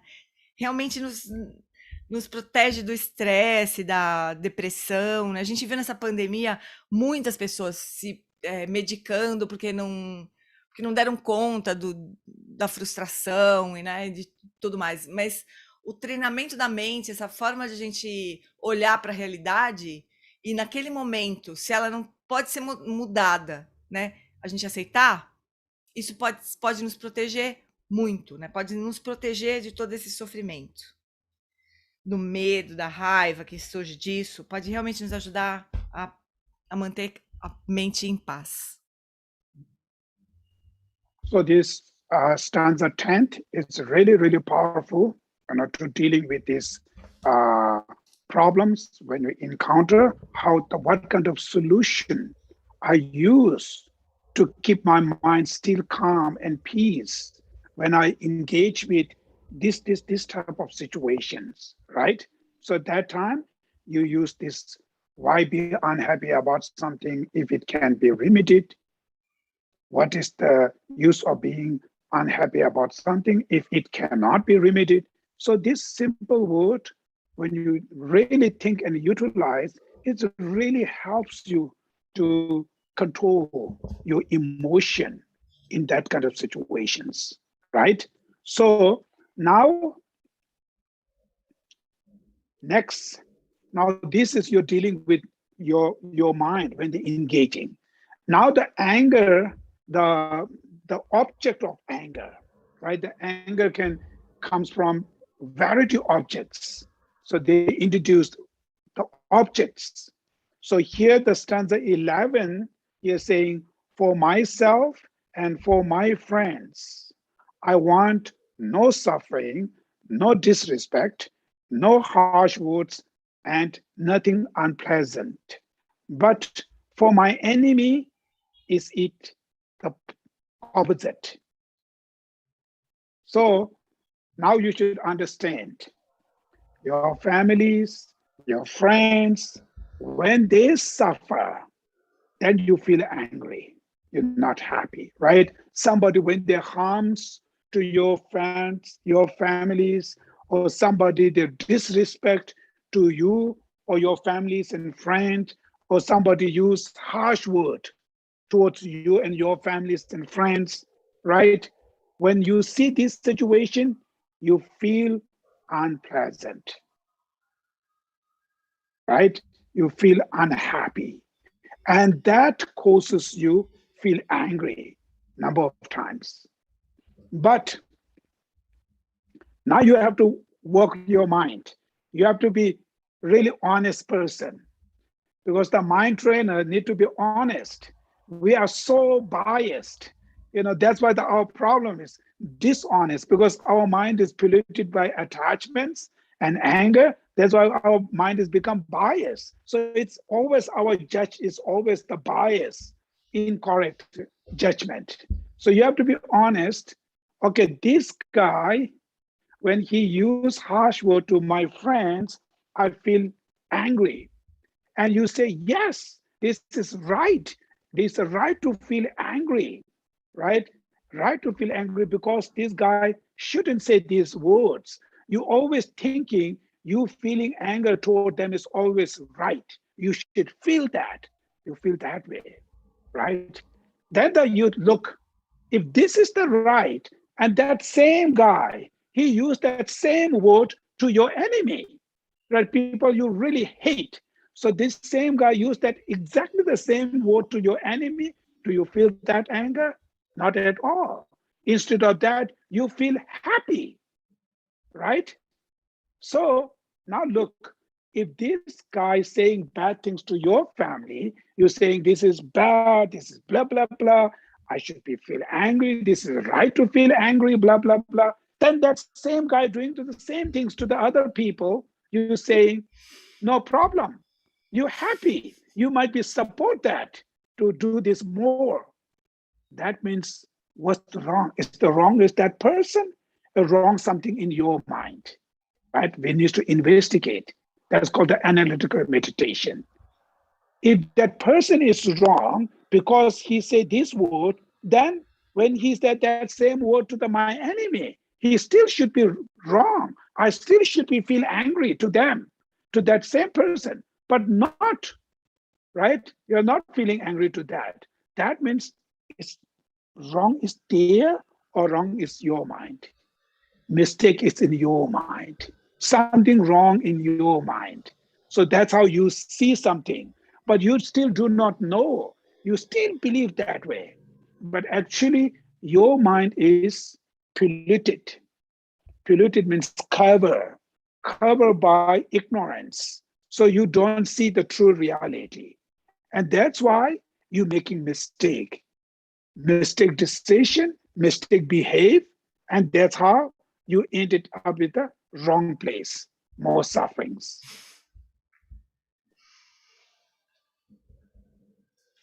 Então, o verso 10, ele é muito poderoso, né? Ele é uma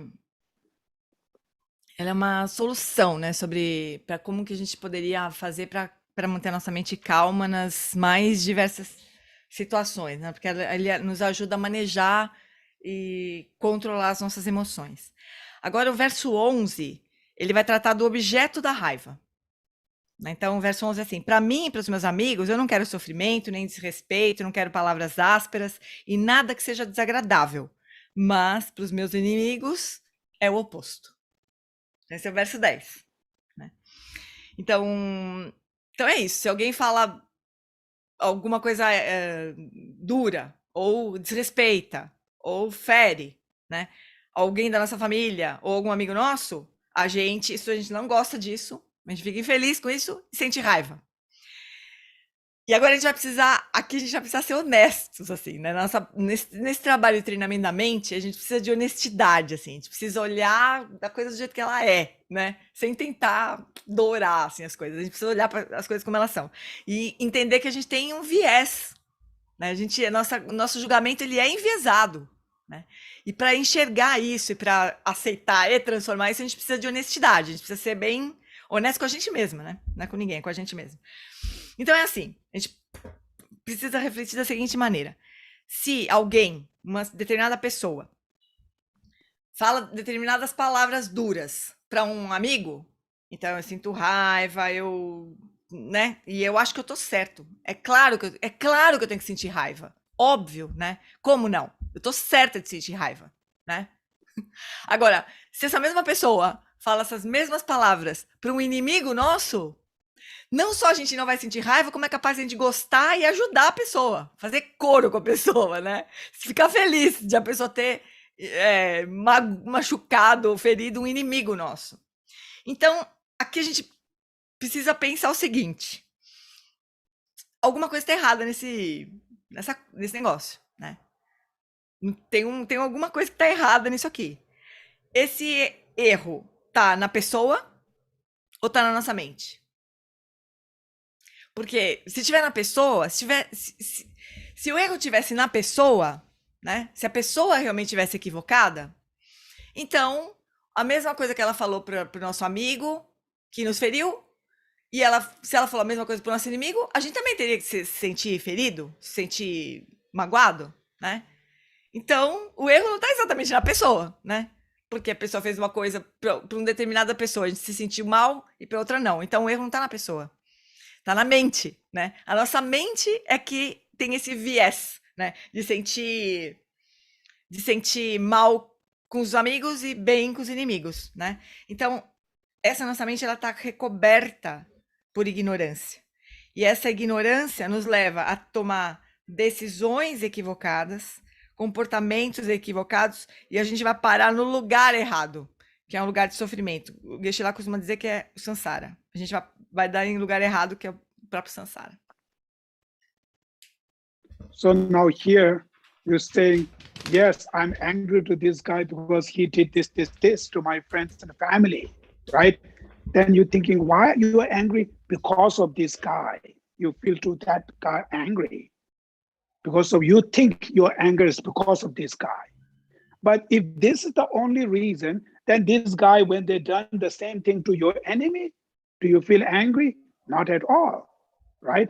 That means, what is the causes of my anger? Is this action, the guy's action, or there's another causes? So here, the guy action is just condition. The root causes is your attachments, you're selfish. So your attachment to your families, your friends, you're self-centered. You're saying, this is my children, this is my family, this is my friends, me on my. That's self-centered. And that attached to your family, these are the two causes who creates you feel anger toward this person. Because the enemy, you don't have attached to them, right? You don't feel this is mine. You have not feeling cherished to them. Because of that reason, when they done something to them, you have not feeling any anger toward them.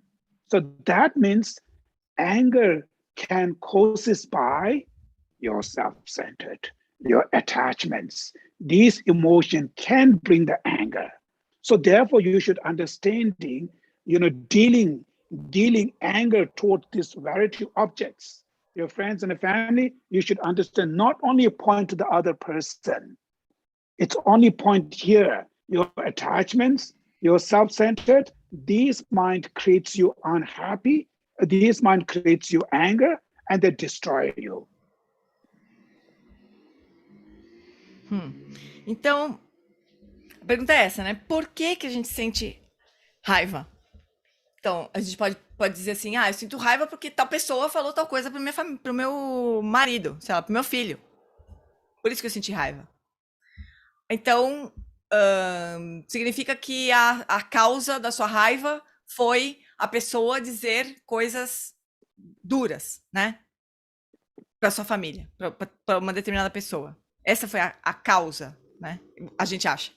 Mas na verdade não é a causa, porque se a causa fosse a palavra, a pessoa ter dito palavras duras, se isso fosse a causa realmente, a gente sentiria raiva da nossa raiva, né? A gente sentiria raiva tanto com o nosso amigo quanto com o nosso inimigo. E não é isso que acontece. Com o nosso amigo a gente sente raiva, com o nosso amigo a gente fica feliz, comemora, né? Então o problema não é a ação.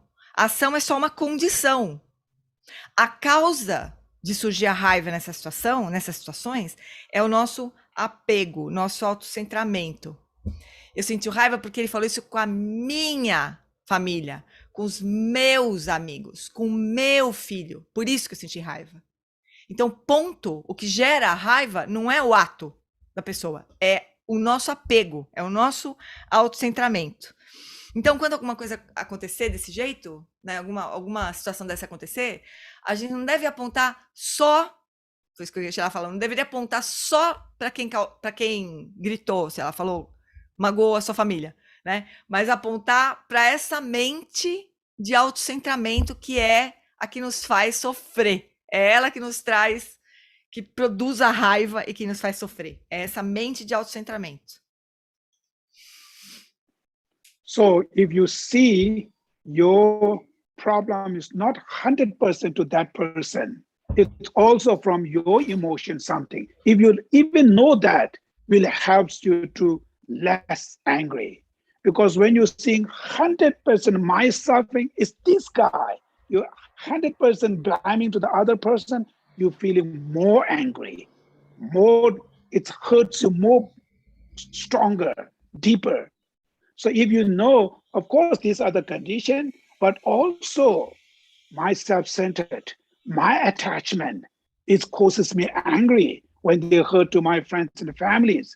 So if you know that, then not only blame to other there, it's also your mistake. So when you realize that, it will help.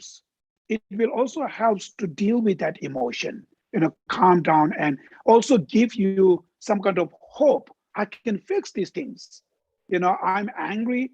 It's really disturbing me. But if you know this come from also your mind, there is a way I can still, deal with these problems because it comes with my negative emotions. It also gives you some kind of hope to deal with these problems. Então, simplesmente a gente saber, o simples fato de a gente saber, de a gente entender que a nossa raiva, ela não é 100% devida à pessoa que fez alguma ação negativa contra alguém querido nosso, só o fato de a gente saber que isso não é 100% responsabilidade da pessoa, mas que a nossa própria mente, que a nosso próprio apego é a causa realmente do surgimento da raiva, e claro que a pessoa fazer coisas erradas é uma condição, mas a causa central da nossa raiva é essa mente de autocentramento, de apego, né?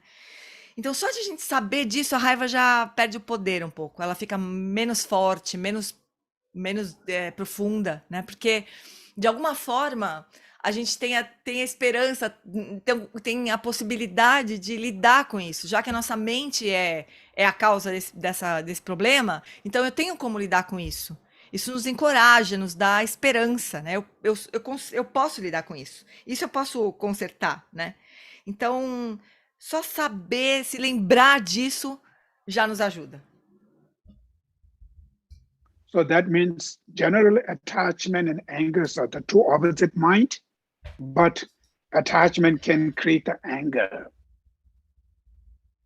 Então, geralmente, apego e raiva são mentes opostas, né? Onde tem apego não tem raiva, mas o apego pode levar à raiva.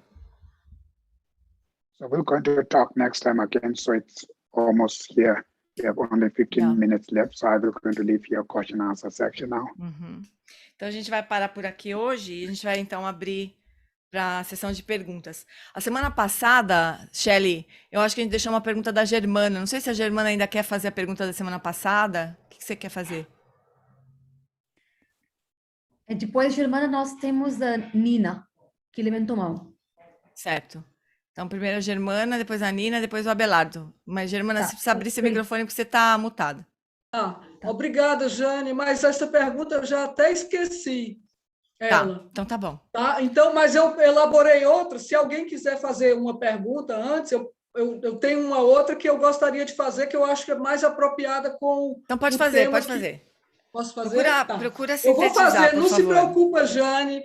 Eu vou fazer bem devagar e você vai ter tempo de traduzir. Vou fazer em português. Pode ser? Pode. Português? Peraí. A pergunta está...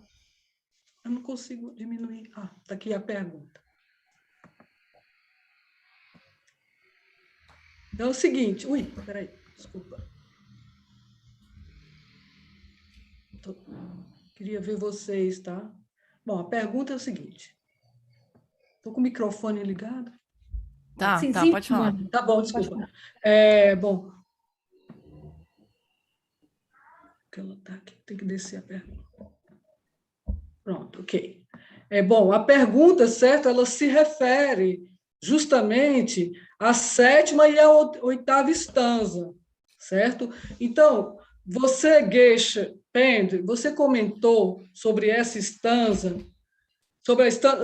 você comentou na aula passada que a raiva destrói os méritos e que ela é potente em destruir as sementes de compaixão e do amor. E que, para isso, precisamos da paciência e da tolerância como antídotos à raiva e que precisamos utilizar o método da meditação analítica como um remédio. Já faz um certo tempo que eu utilizo esse método sob a orientação do meu professor, Paulo Rinpoche, que insiste muito nas aflições negativas e nas aflições emotivas, né, a base do trabalho dele. Então, no entanto, pessoalmente, quando eu experiencio uma emoção muito forte, on the spot, no presente, não tenho tempo de praticar o insight, ou seja, a meditação analítica, pois tudo acontece muito rápido, não dá tempo de se sentar e decidir o que fazer, o que não fazer. Você poderia, por gentileza, aprofundar melhor de como lidar com as emoções agitadas como um mar revolto, no exato momento em que elas se manifestam? Obrigado, Geshe. So Geshe-la, her question is, she's been training on analytical meditation under the guidance of her teacher, Ponlop Rinpoche, and she's been practicing analytical meditation because she understood that anger can destroy our merits, our seeds of love and compassion, and she understood all of this, and she's been practicing. But when she is really feeling a strong emotion, she doesn't have time to think or to meditate on the spot, in the moment when the emotion is occurring. So can you elaborate a little bit more on how to deal with the emotion when it is occurring, in the moment when the emotion is it is present already and taking over? Yeah, I mentioned earlier last time, this time also. So when you meditate, during the meditation, you have to set up the intention. So I'm meditating this right now for when I get this problem, I will going to apply this. So that kind of meditation, during the meditation, you need to set up that intention again and again. After finish the meditation, you have to be committed.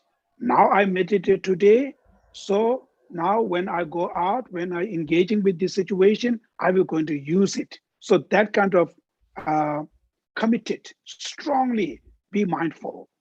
Then when you are in this situation, that mindfulness will help you to bring that message. But maybe one time, two times, you still not remember, you lose. As soon as when you remember, come back, you have to feel regret. Oh, I should apply that. I feel strong regret. So when you feel strong regret, then the promise comes. Next time, I definitely going to do. So if you feel strong regret, your promise comes much deeper way. Then the next time when you again this situation, it reminds you. So that's how it take a process. Então, ele falou nessa vez, acho que na semana passada também ele disse que faz parte dessa meditação, inicialmente, a gente estabelecer a intenção, né? A intenção é assim, próxima vez que essa situação aparecer, eu vou me lembrar de não ceder, de não deixar minha mente se perturbar, né? Essa é a intenção que a gente estabelece. E a gente se compromete com isso.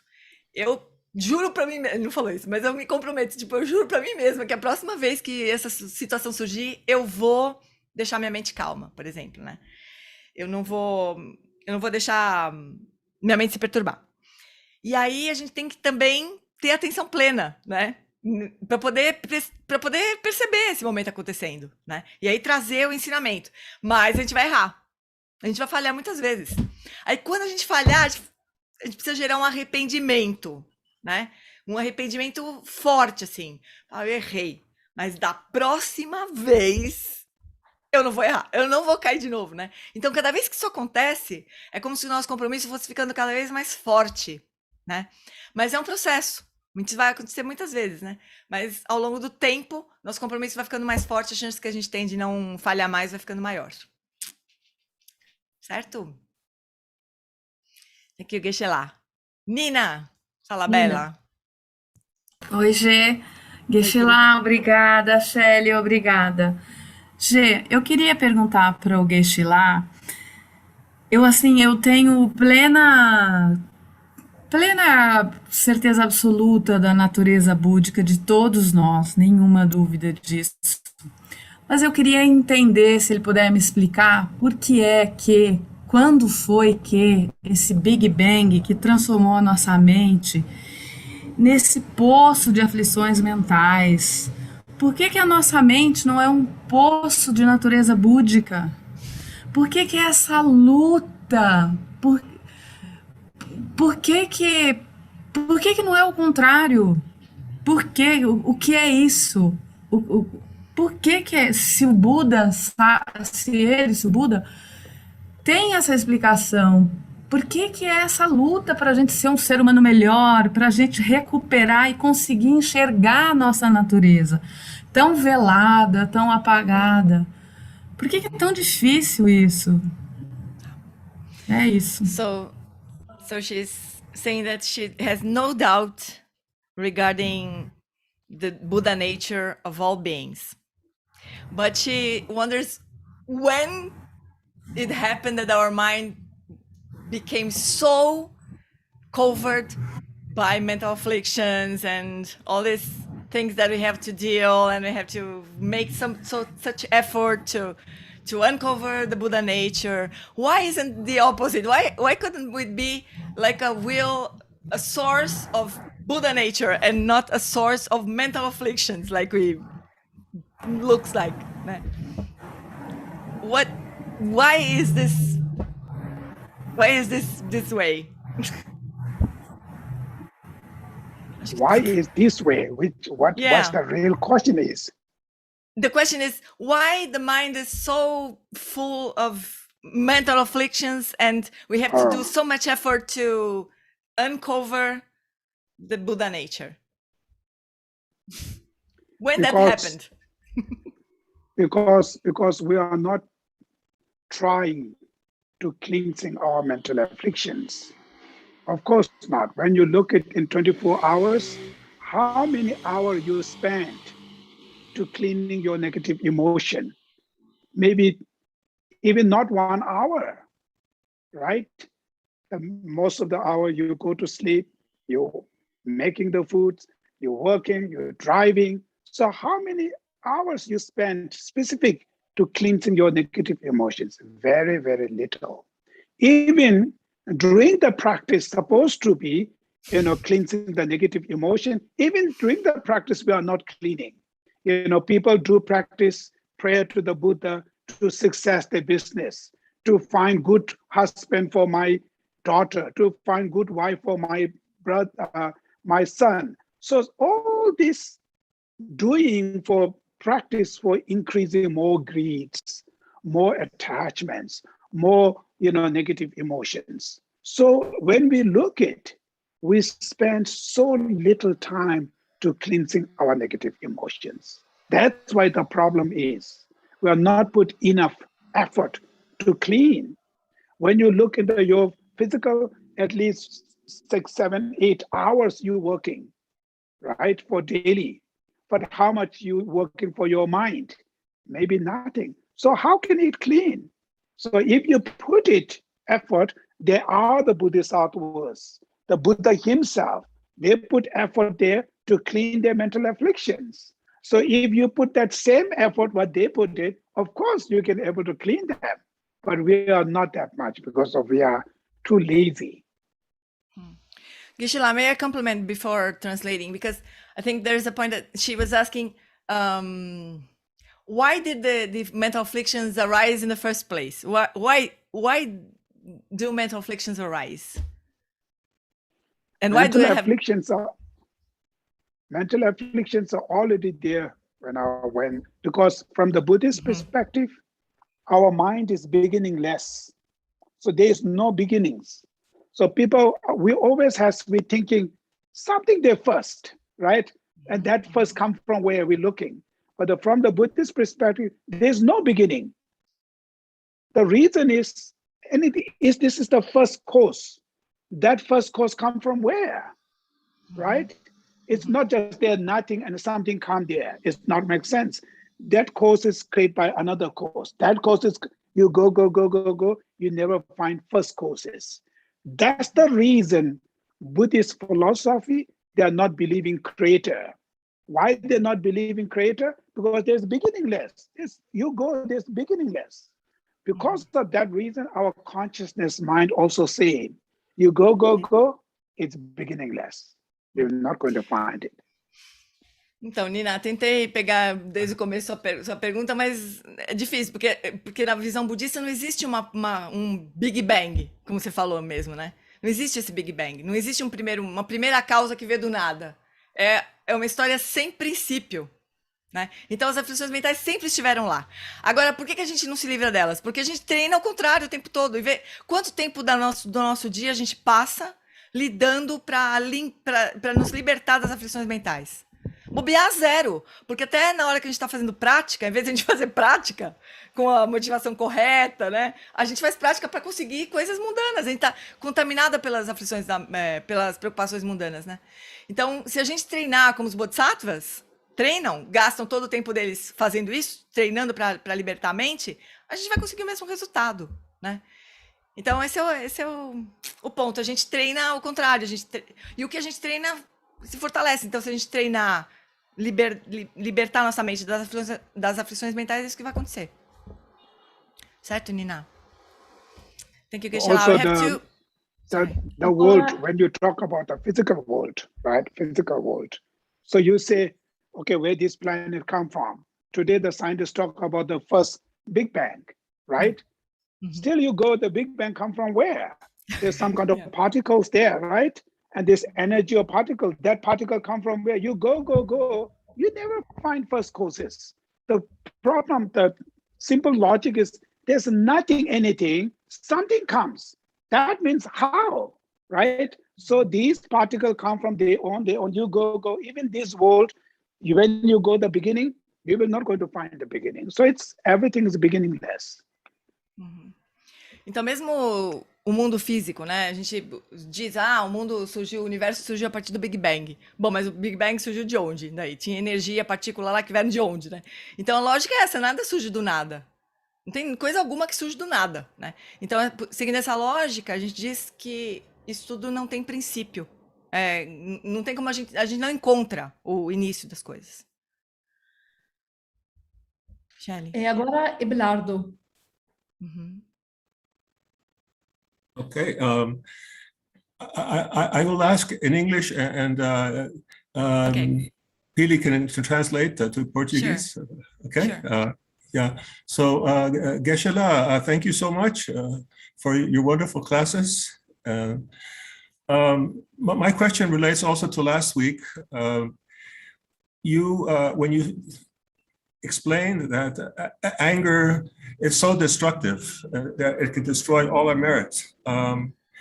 Is it, why is it so destructive? That's my main question. And is it more destructive than the other two main mental poisons, attachment and ignorance?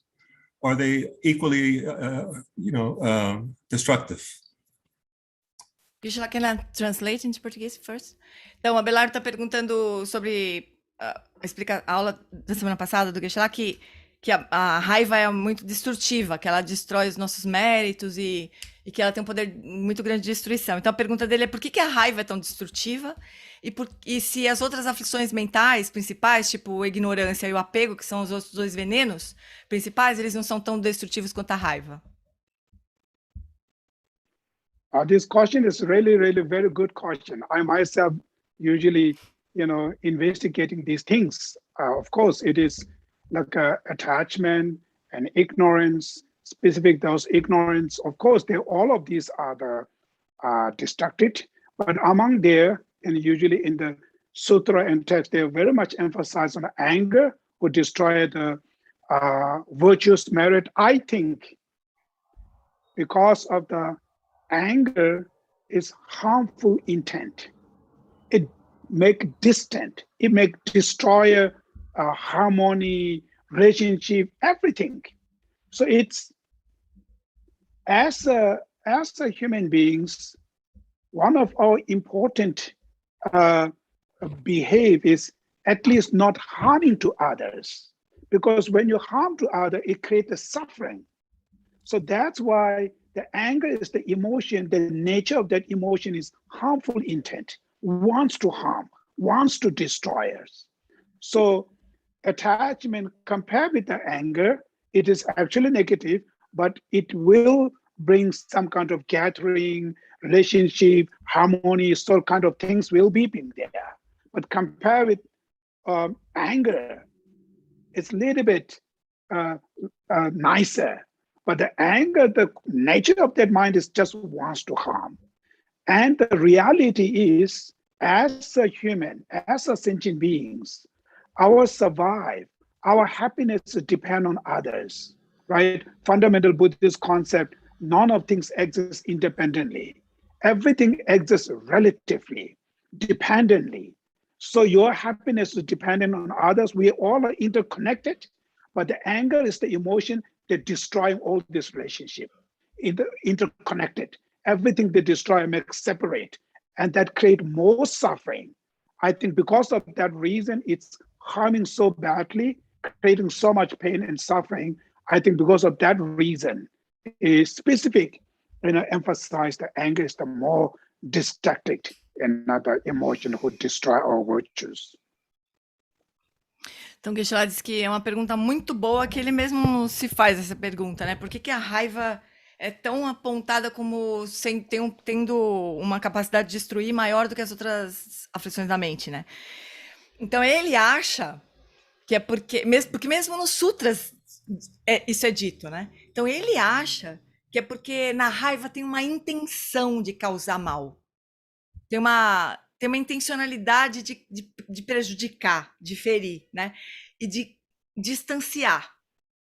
E a realidade é que nós, como seres humanos, a gente só sobrevive e só pode ser feliz na dependência dos outros.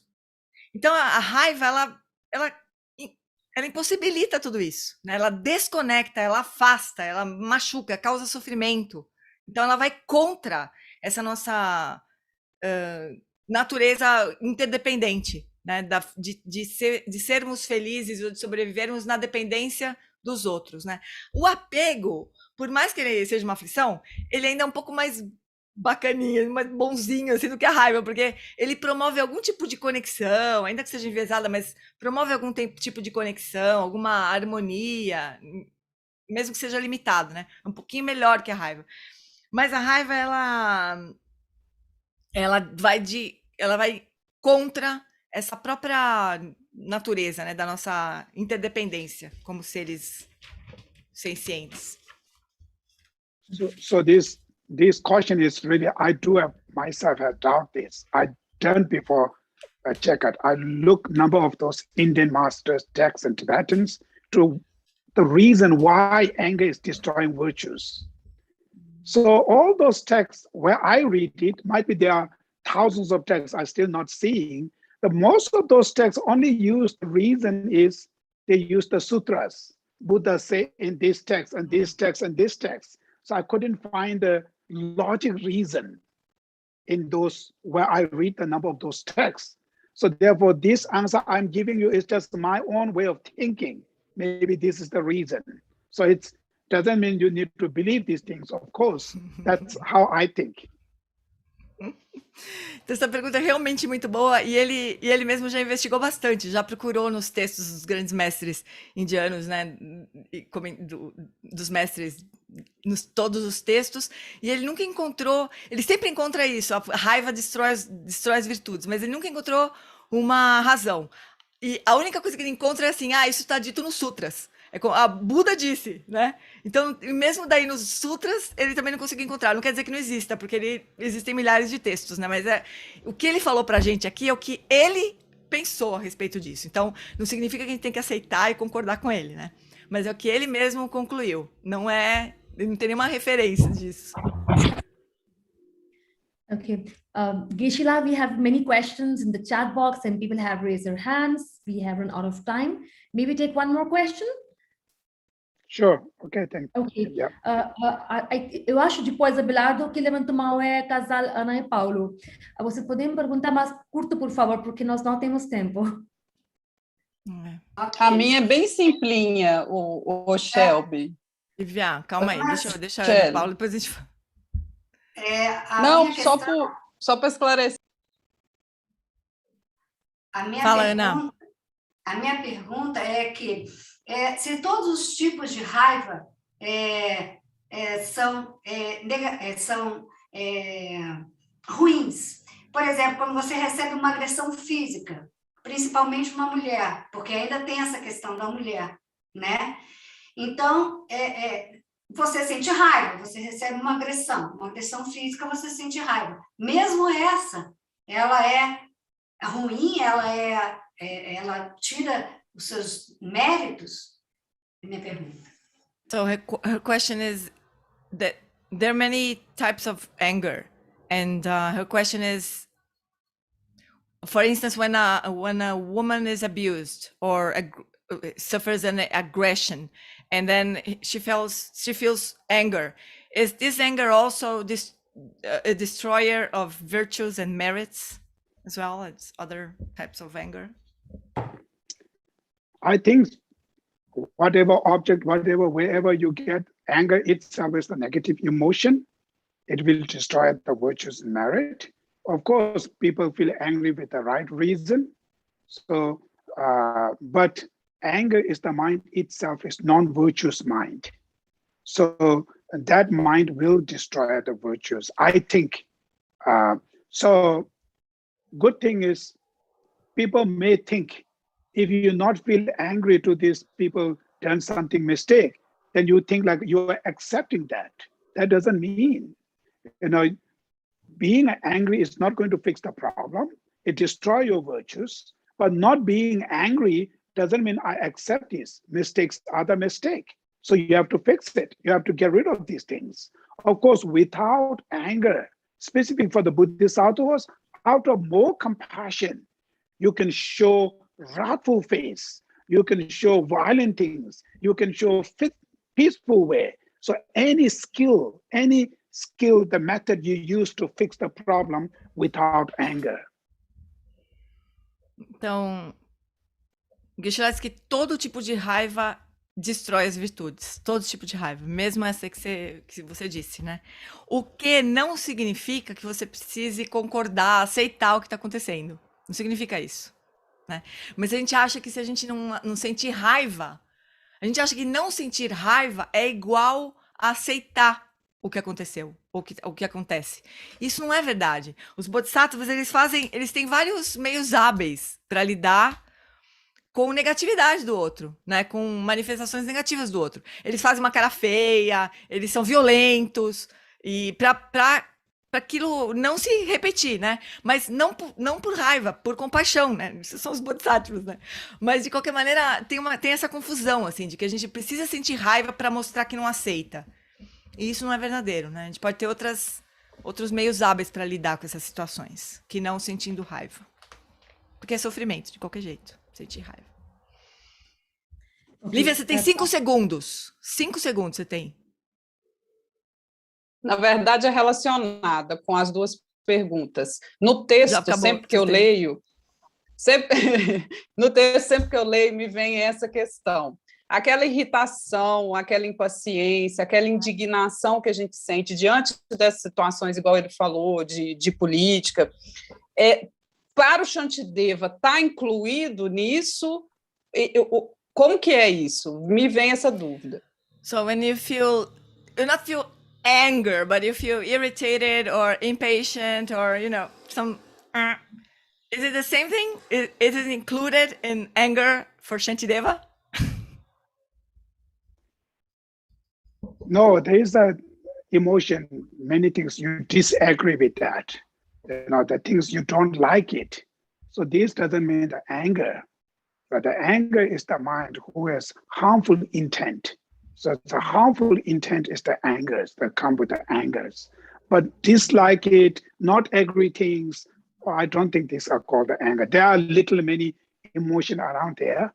It's like similar with the anger. Maybe some kind of things is come from anger, but itself is not anger. So there are number of variety emotions. Então tem muitas emoções assim de não concordar, ou de não gostar, que não são raiva nesse sentido que a gente está estudando, porque eles não têm essa intenção de causar mal, né? Não tem essa intencionalidade de prejudicar. Então tem muitos estados emocionais aí por perto da raiva que não são propriamente o que a gente está estudando aqui. Ok. Pareja, William, Juliana, desculpa, não tem tempo para suas perguntas. Eles escrevem perguntas no chat, mas próxima vez a gente vai pegar suas perguntas antes das outras perguntas. Eu tenho um anúncio muito importante. Durante a virada sustentável, no dia 21 de setembro, às 20 horas, acontecerá a meditação para comemorar o Dia Internacional da Paz com Carlos Henrique, mais conhecido como Lama Rinchen. Ele é um dos diretores do Tibet House. Para participar, você, por favor, siga nossas redes sociais no Facebook para participar nessa meditação. Só isso. Então, gente, muito obrigada. Gianni, muito obrigada. Geshe-la, Chukjethe. Thank you. See you next time. See you next Thursday. Geshe-la, you're going to dedicate the merits? Okay, sure. Yeah, I will going to recite few dedication prayers. So first, I want to say sorry for maybe you have still some of them have questions there. We don't have time, but the next class next Thursday, I will going to leave more question answer section, maybe half an hour. So any questions you can save it, and we're going to discuss the next class. So don't feel upset. So I'm going to do small here dedication prayer now. Então agora o Geshe-la vai fazer umas preces de dedicação. Ele viu que tem muitas pessoas querendo fazer perguntas que ele não teve tempo de responder, mas ele pede desculpas, falando para vocês não ficarem bravos com ele. Que na semana que vem ele vai deixar um tempo maior para as perguntas e respostas, e daí a gente vai chamar quem não conseguiu perguntar dessa vez. E agora ele vai fazer algumas preces de dedicação, então. O senanti tanje sipa ye composto ne kyunji tratu de kada nata chive laptu sibe chole to driver show kari rabe ko be shingan so pendant de wa mali chungwe ne jere sama tinzin ja so chabe site pa to denjo chi chanjo simcho rimpo che ma ke pa nam ke chu chi ke ba nyam pa me ba kone kondo pe wa sho chambe pa we che tar kem pa dang kondo sambo de ya ti jin de ta kunji che su ta lo che ke wa de ta tam je ra to no de son she be ke wa tam je je mo wa kan lo cho do nga ba de ta ji je zo wa de kun je sambo che che ra to mo wa